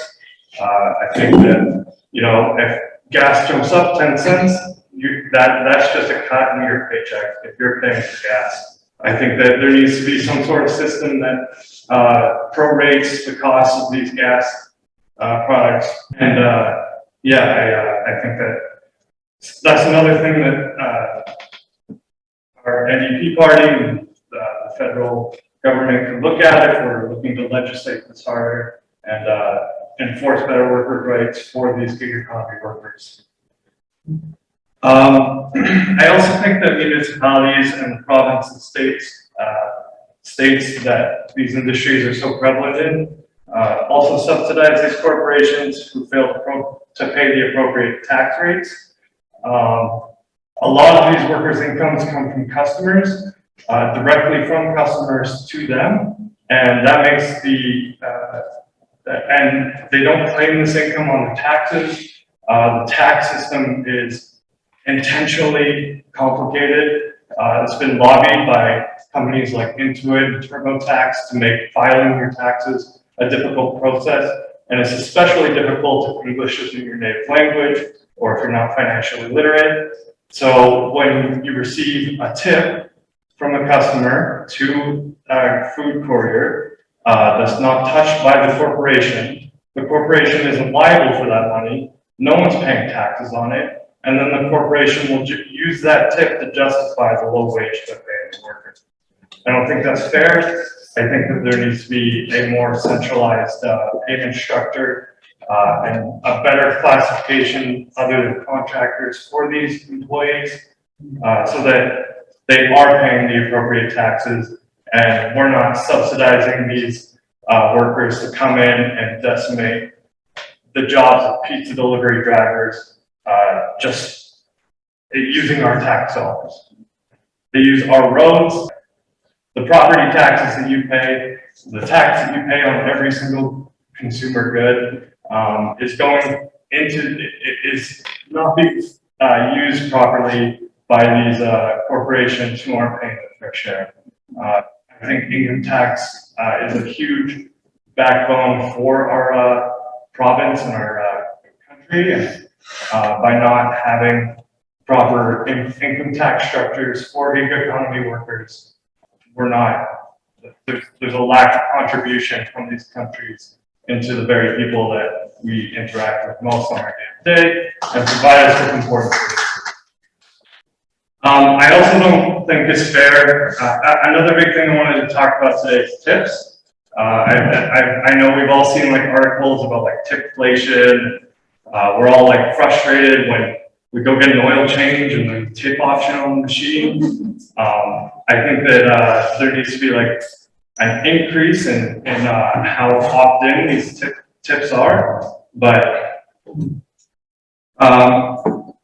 for the most part, these corporations are consistently subsidizing wages for low-income earners across Canada using tips, It's frustrating for customers. It shouldn't be the customer's responsibility to pay these workers. The burden of guilt shouldn't be at the till register. It should be company's job to pay its workers appropriately. It's a difficult concept, but because these tips can be like 10 to 30% more than these low-income earners' wages. They can be a significant portion of their income. They can help these workers live comfortable lives, but routinely, they're used to by corporations to justify low wages. And I think that customers feel that. I think that it creates a frustrating dynamic. It creates guilt in the lower and working class. And it's a really frustrating experience for most people to walk up to a liquor store counter with a 6-pack of beer and be asked for more money, already oppressively high cost of living. I think we all feel those high property and housing prices. I think we all feel the inflation at the grocery store, and we don't need to another cost added on top of that because these companies and corporations refuse to pay their workers fairly. That's a lot of the work that we're doing as CIU, and that's a lot of the work that I'm doing. Organizing people is helping them understand that just because there's a tip option on your machine, that's not part of your income. That's not guaranteed income. It's not coming from the company, and it's not going to help you build your career. It's a net negative for them, and it's a really challenging issue because when you say we should change the tipping system, you're really attacking people, the lower class people, the working people as wallets, and we really need to start having these conversations about how to change this tipping system that we have in BC and look at it differently and put these companies on the hook for not paying their workers in a fair way. The last topic I had was sectoral bargaining. So a lot of people are isolated, and we saw in the video that it's really difficult for a worker, like a food courier, to express their common grievances that they have with their job and express their low wages with each other because they're often just driving around by themselves in the car.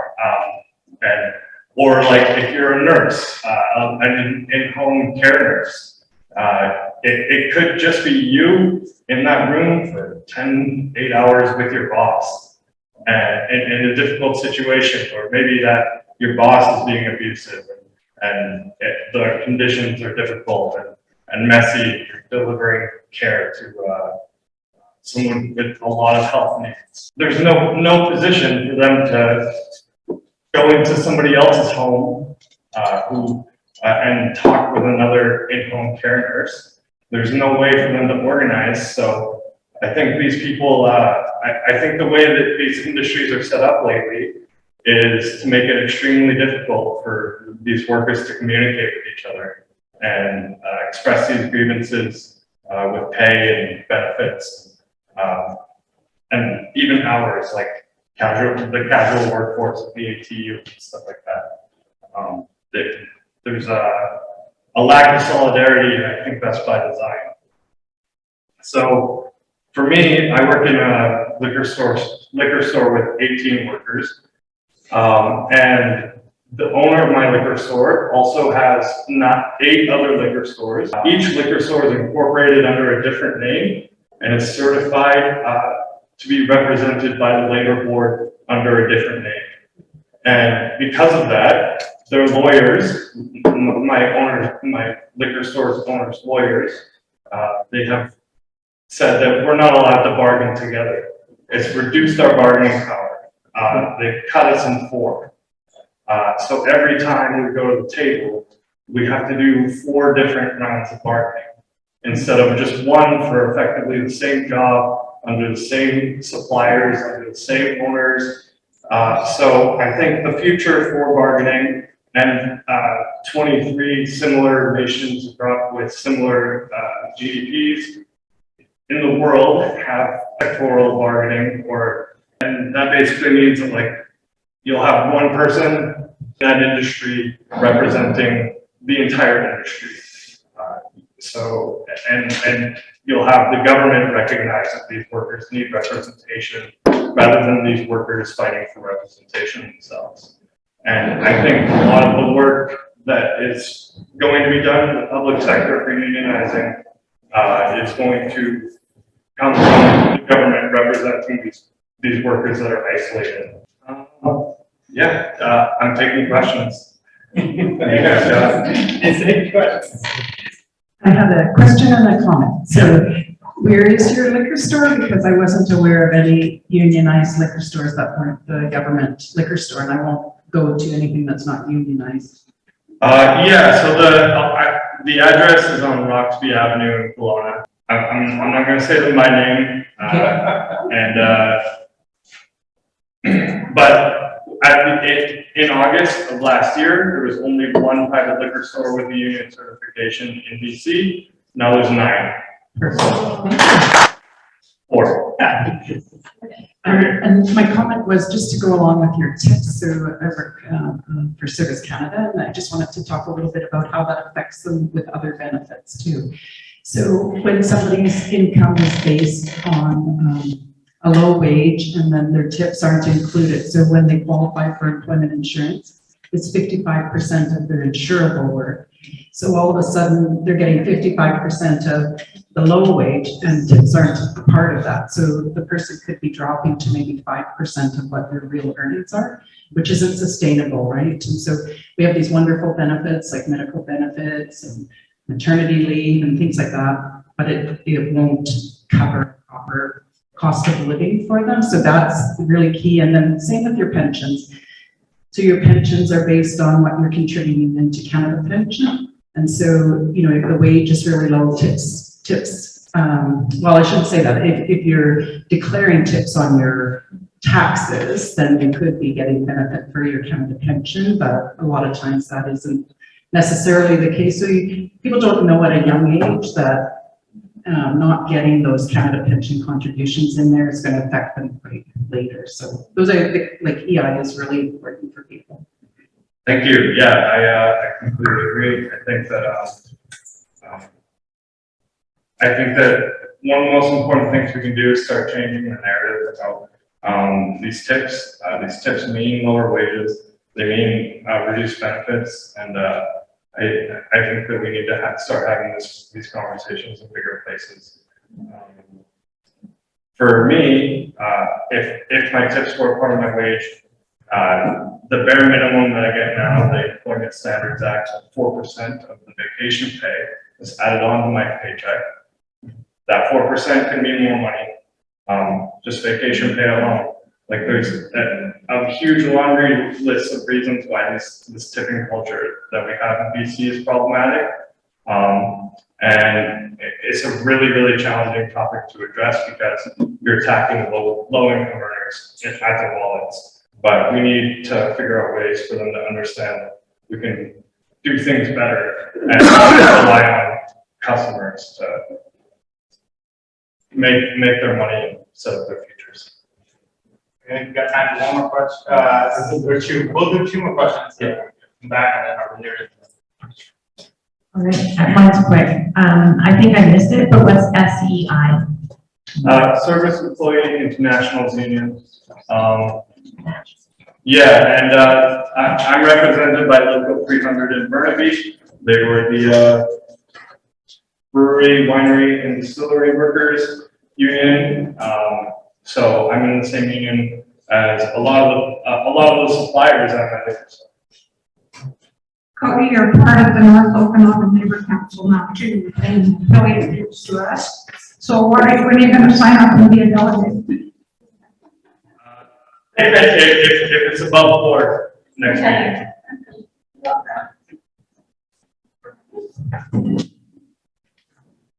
And I just wanted to thank you guys for being like a really great audience. Public speaking is doesn't come naturally to me. I've been I think you guys, I think think our panel is fantastic too. So thank you all. Thank you. Fabulous job. I don't know if it's your first time speaking. So I just want to share with the audience that NDP, first thing we did to remove the card check system. I don't know how many of you know that. Yeah, it did make a difference. So I had 11 out of 19 people sign union cards in my store, and because of the card check system, that was 58% of the people. But when the labor board pulled the list of employees at my store, it could have been 53%, and that would have led to a vote. Because of that card check, that's why we filed, and that's why we want our union. Thank you. Power of your vote, and I won't name, but neighboring MLAs, and especially one, if you play Hanson Records, how much they were against it and how much against unions. But there are politicians who will be different in front of you, and then in the house, it's like you're sitting there, you're thinking, my goodness. The card check system was brought to us by BC Liberals, and besides, doing all the other things we're doing it about gig economy. Our government strongly believe that, again, talking about tip culture, I talk to many workers. I always look at their facial expression if I go to restaurant, like try to gauge how they're being treated. And I was in a restaurant in Kelowna, and girl, I think she was an international student. And I talked to her and then slowly, told her, and then she said, can I come to outside with you? And then some of the employers, and bigger number than you can imagine, don't even give tips to their employees.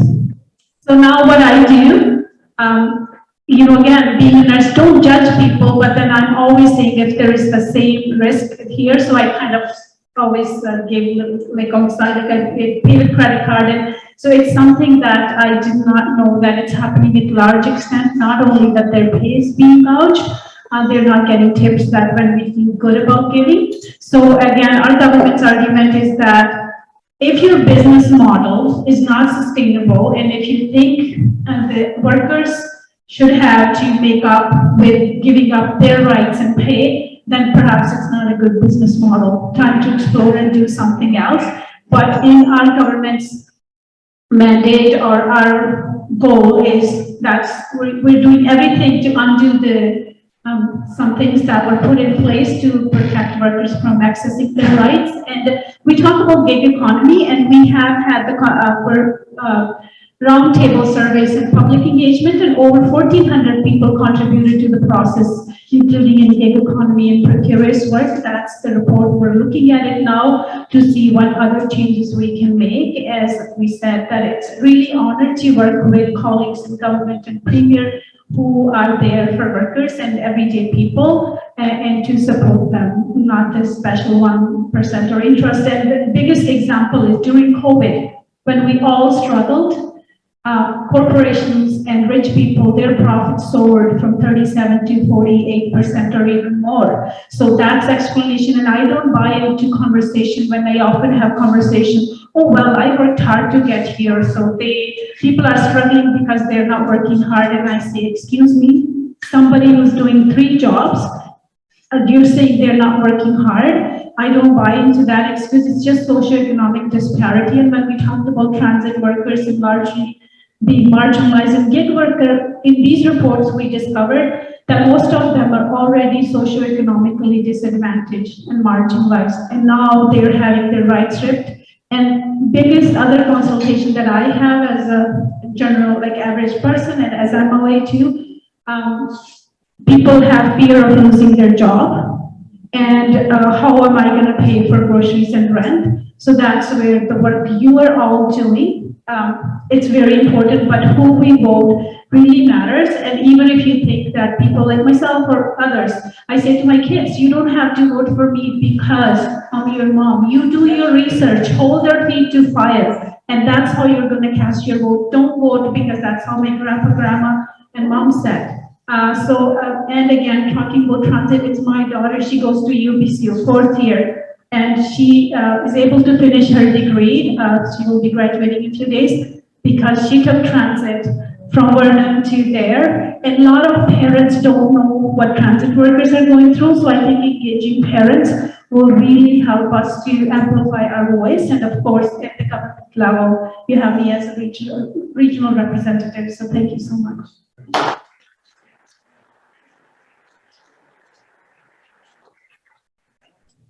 Yeah, great. Thanks, Mom. Yeah.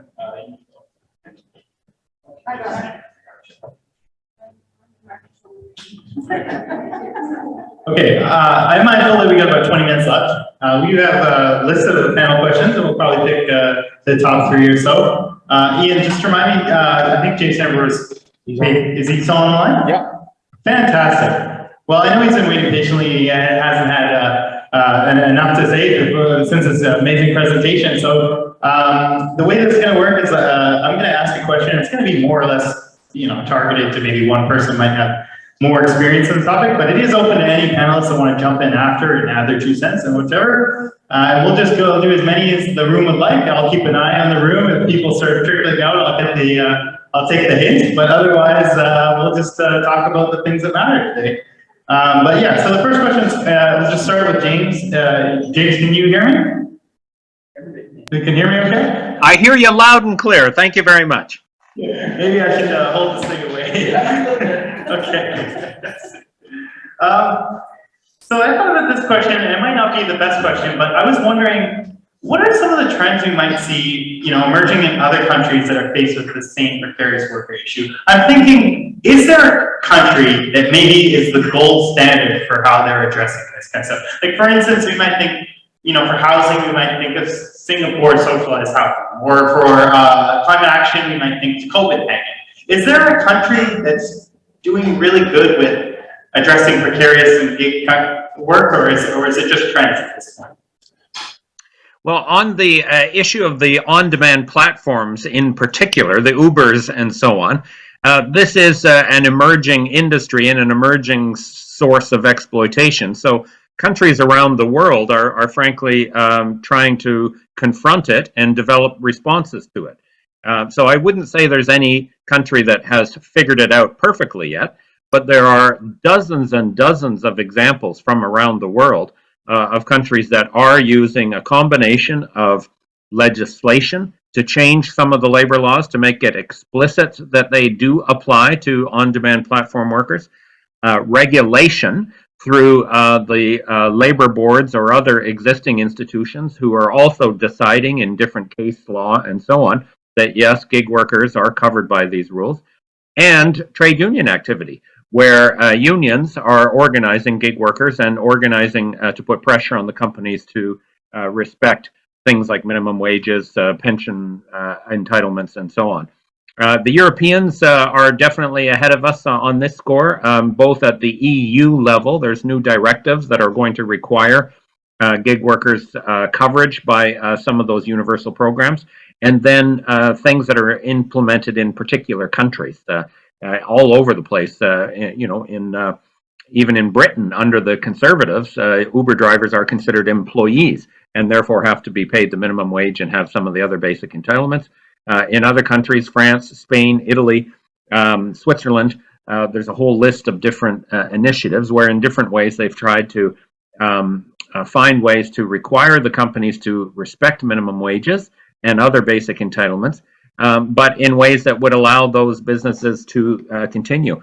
Closer to home, even in North America, there's examples of progress that have been made. In New York City, the Taxi and Limousine Commission has decreed that Uber drivers and other rideshare drivers must be paid a minimum wage that is set higher than just the regular minimum wage, and it has to be paid for every hour, not just the so-called engaged hours, which Uber says they're willing to pay, but that engaged hour system would still mean the workers are not getting paid for all the time they spend waiting for a job. In New York City, they have to be paid the minimum wage for every hour they're on the app. That has forced Uber to change their scheduling system so that they actually manage how many people are on the app at any one point in time, which they complained about, but they did it. And lo and behold, Uber still exists in New York. California has a law that Uber has been exempted from, unfortunately, but it does apply to other on-demand businesses that has a simple 3-part test, an ABC test as it's called, where gig workers would be determined whether they're an employee or not, and most of them are going to be employees by that test. So there are lots of examples. We have compiled them through our center. We've shared them actually with the BC government, with our vendors' colleagues, as they've been doing this investigation, and lots of precedents. And some of this is going to change anyways, because even under existing laws, it seems pretty clear that most on-demand platform workers are indeed going to be considered what's called dependent contractors under existing labor law, which means they have the right to strike, the right to organize, they have the right to minimum wages and other basic protections. The federal government is changing their payroll tax system to cover on-demand workers in the federal jurisdiction. So lots of things happening, and I think what we can do, instead of looking for any one jurisdiction that has the perfect recipe, we can pick and choose from the menu of options that have been established in other countries. Excellent. Excellent.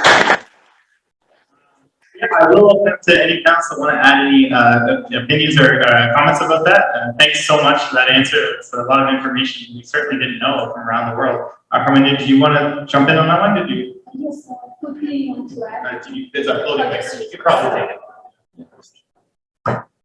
Breaking. Okay, perfect. I think it's just encouraging when I was reading some of the reports and from this topic. I don't know how many of you in Ontario gig workers in the food service industry, they just want the right to unionize. So again, it's a part of mobilizing and then getting it started from somewhere. Also, many jurisdictions around the world, they're looking at employment standards protection in this sector. The reason we know, because we are also looking at other jurisdictions, have they done it? And I often look at many examples where housing, healthcare, and such at Scandinavian nations being very progressive. And then New Zealand had incredible prime minister who sadly resigned. That was my inspiration as well. So it's a very good question, and I'll continue to digging into it deeper. But I just want to share that Ontario's news was very reassuring to me, and knowing that there are other jurisdictions also looking at these employment protection rights and such, it brings hope. Yeah, and hopefully the next time we ask that question, the answer will be a simple no. British Columbia is the gold standard. We can be the champions. Yeah. Okay, that's tremendous. I'm going to jump to another question, and yeah, I'm thinking maybe just from maybe two down at the end of the table that might want to speak to this. Are there any unique challenges that come to organizing or educating these precarious workers? And I mean, obviously there's a huge list, but if there's any unique ones, especially if it's unique to the Okanagan, and what do we as unions have to do to kind of adjust to organize those workers, or do we need to adjust? Yeah, Cody, if you want to start it off. It's really difficult for these workers to communicate with each other. They're often isolated. So I think that one thing that the unions can start doing is being more political and petitioning for sectoral bargaining for underrepresented and isolated workers. I think that most gig workers and precarious workers are isolated, either by their legal name, their legal certification, by their classification as a contractor, by the fact that they don't see any other person that works in that company or does that kind of work for months on end. So one thing that, another thing is the labor code standard that says that unions aren't allowed to go into workplaces during working hours and talk to these workers. I think that that's an oppressive and challenging piece of legislature for unions and workers as a whole. And it makes it really difficult for workers to understand their working conditions when we can't go into the work sites and talk to them while they're on their shift and see what's going on. Yeah, more access. Anyone else with that one? Right, yeah, and then we'll go to her. So we have a group of workers that we organized. They were management workers, supervisors, which they found themselves being precarious workers because, of course, anytime you're organizing managers, they are at threat of retribution. So they managed to get organized, quietly under the darkness of the night kind of thing, and they got the job done. Unfortunately, one of them, for very suspect reasons, was terminated. That person happened to be the organizer of that. That's all that retribution tells all those other workers, those other 8 workers, those other 8 managers that unionized, that, don't step out of line because we got our eye on it. This gentleman, of course, was grieving the process. It's a long process. It's, it may take months to get through the stage 1, 2, and 3 and then the arbitration. But what the union's job is to make sure we do that fight. I remember talking to a lawyer in Toronto at a union function. And I said, what can we do? We're a 200-member union, and we're fighting a multinational corporation that makes billions of dollars in profits. He says, you have to fight every fight you can fight. I'm a proponent of making sure that we don't fight fights we can't win. There's principal fights, that have to be fought. But, be really careful about the fights you fight. Some are more important than others, and they have to be prioritized. And this is certainly. Thanks, Eric. Thank you, Kenny. Just want to add to that, you asked that how can we reach out to these workers when they're working alone? One thing I can think, or a couple things, are gathering places. So often, not all, but large majority of these workers are immigrants or people who are already isolated perhaps, but somehow, some groups, whether it's their religious, cultural places like Sikh temples or churches, or I see a lot of Facebook pages now. The Filipino Canadians have page, the other local youth have page. I think that's where we can share. Hey, you're interested to get to know more about union and how. So I think those are a couple of things I can share about and then mobilize from there. But to do it in a very creative way that doesn't cause trouble for them. Being very strategic how we start, because we just want to be very careful with things. I believe the phrase was in the darkness of the night, I think, Eric. Yes, that's right. Never seen no candles, so yes. Okay, listen, I'm mindful of the time. I'm going to do one more question here, and then we'll open up to the floor for anything, open questions to wrap it up, because I know there's a couple burning out there. I'm just going to pick the question I think it's everybody's mind here. I just want to check with James, if you do have want to jump in, just throw your hand up, I'll watch it. How could or how should the government support and protect those people who find themselves doing gig work? I mean, obviously, we've heard a laundry list of things, including a new one for me, retail sector bargaining. I mean, that seems like it would be profound. But what other support, and how does government play a role in this? I think it's probably behooves us to start with the representative of the BC government on this, so I don't have to put you on the spot. And then let the rest of the panel, maybe you can jump in and add their 2 cents as well. Absolutely, yes. No, I'm glad you asked this question. So as we know that it started with the consultation, the reports, and hearing from experts like James and many others representing these groups.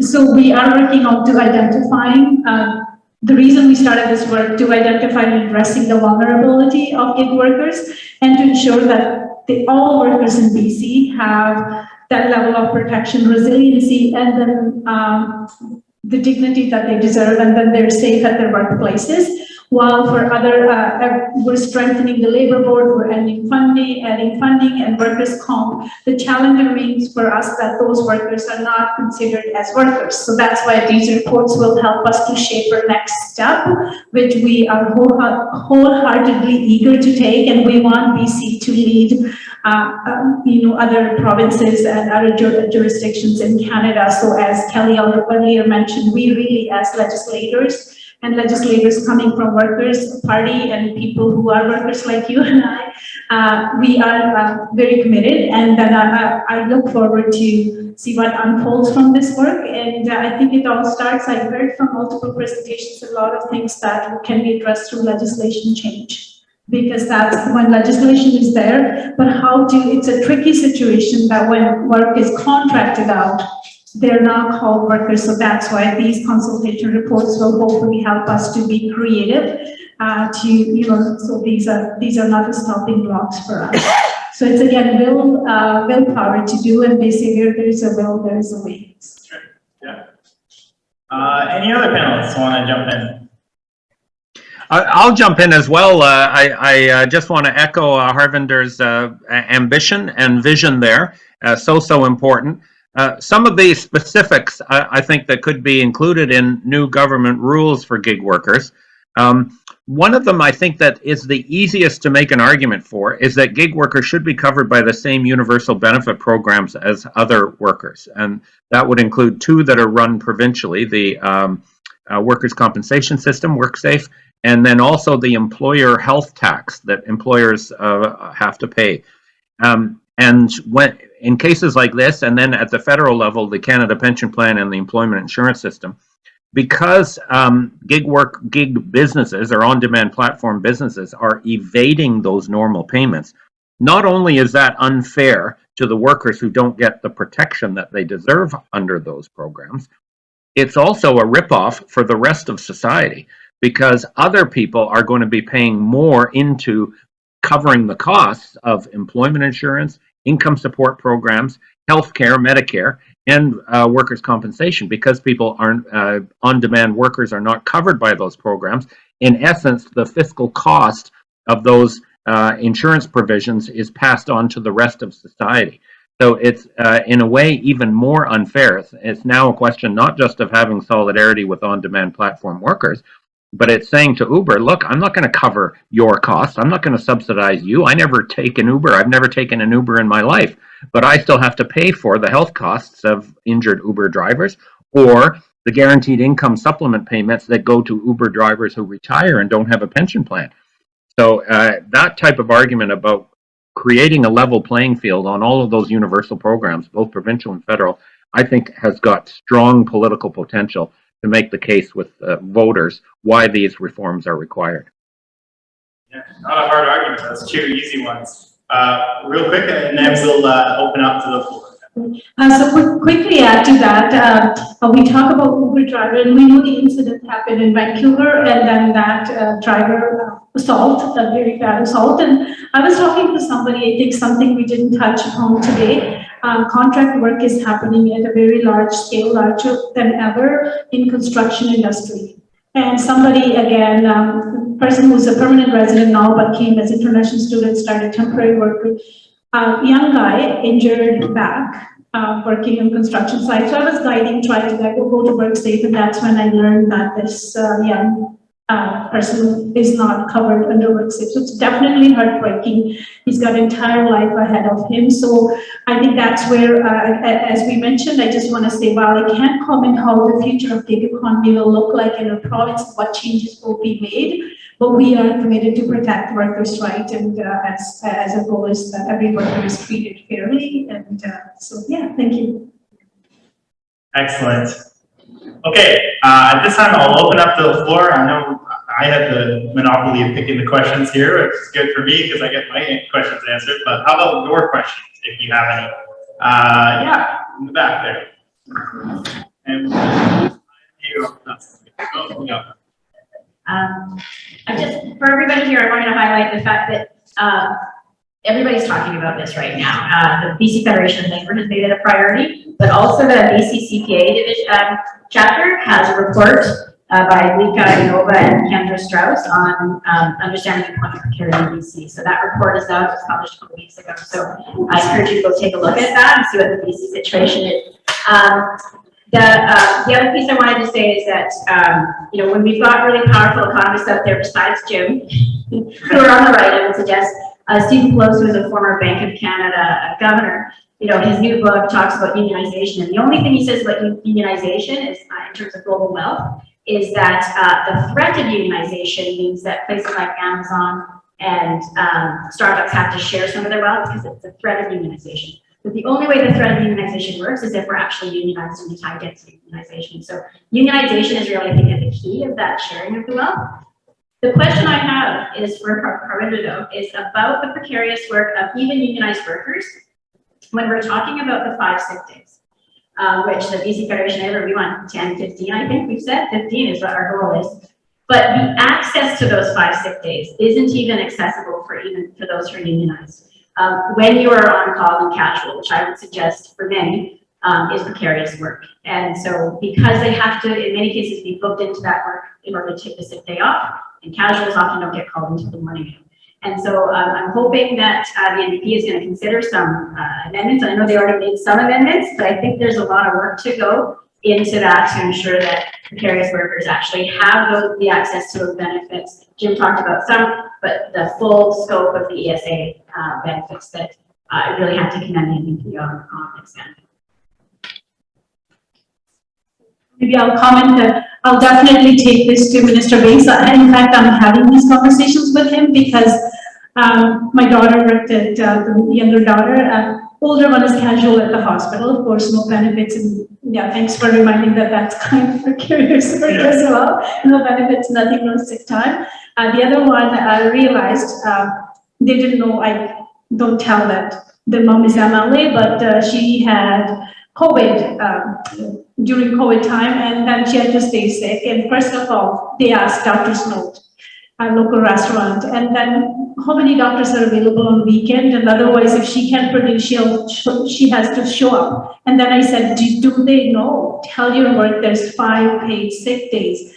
To this day, they haven't given her, she ended up being home for 3, and I'm talking to Minister Basin, I said, talk to other co-workers, and they're all in the same position. And there are employers getting away with that, and then to the point that employees feel harassed and they just give up asking for their rights. And Minister is very well aware, but I'll definitely take your concern as well because it adds to those stories. And we're always open to hear more because we're the first province and the only jurisdiction to do so. So of course there will be lots of tweaking needed to be made so it works. Thank you. That's a great question, actually. Yes. Good legislation is great, but you need to follow up with better legislation too, because it can be like whack-a-mole a little bit. You gotta get the compliance, right? So yeah, you gotta strengthen on top of it and keep it going. Looking around, I think we're good. Okay, so listen, thanks for coming. This is our first annual May Day. It won't be the last. We're gonna make a point of celebrating workers and surviving winter. This is something we're excited to do, especially in Vernon Montreal, where we're becoming very progressive, as we know, right? So you remember, like we talked about today, votes matter. So do volunteers when the time comes. So keep that in mind. The forum's recorded. It's going to live on our YouTube page. We're going to not just do these things and not take credit for them. We're going to make sure we brag and take the snippets and share our photos.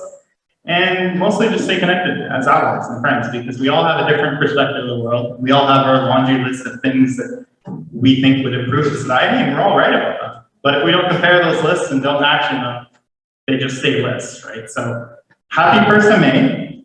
Here's to warmer weather. And prosperity to those that actually lift up society, the working class. Happy May Day, everybody.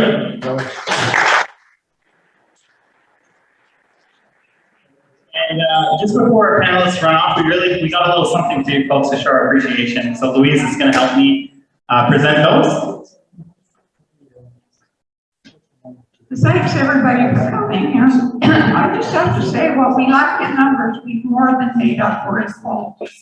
And it was a wonderful, warm, sunny, and here we are, and I wouldn't want to be anywhere else. Thank you to all of you folks, and to you too, James. We'll be mailing a little parcel to you just by way of a small gratitude. Thank you so much. And to our speakers here, I enjoyed every minute. What a learning experience, and I'm always learning. You never quit learning. So we have a little something for you that's from our Aboriginal communities, and not a big thing, but just a bit of gratitude. Thank you so much again. Thank you all for coming.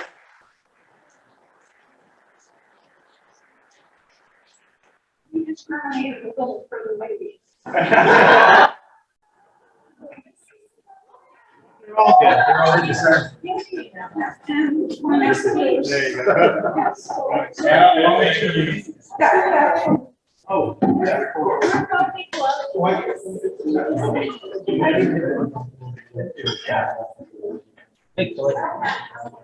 Thanks, everybody. Mingle, we have the hall. Make sure you don't get suplexed on your way out of the wrestling.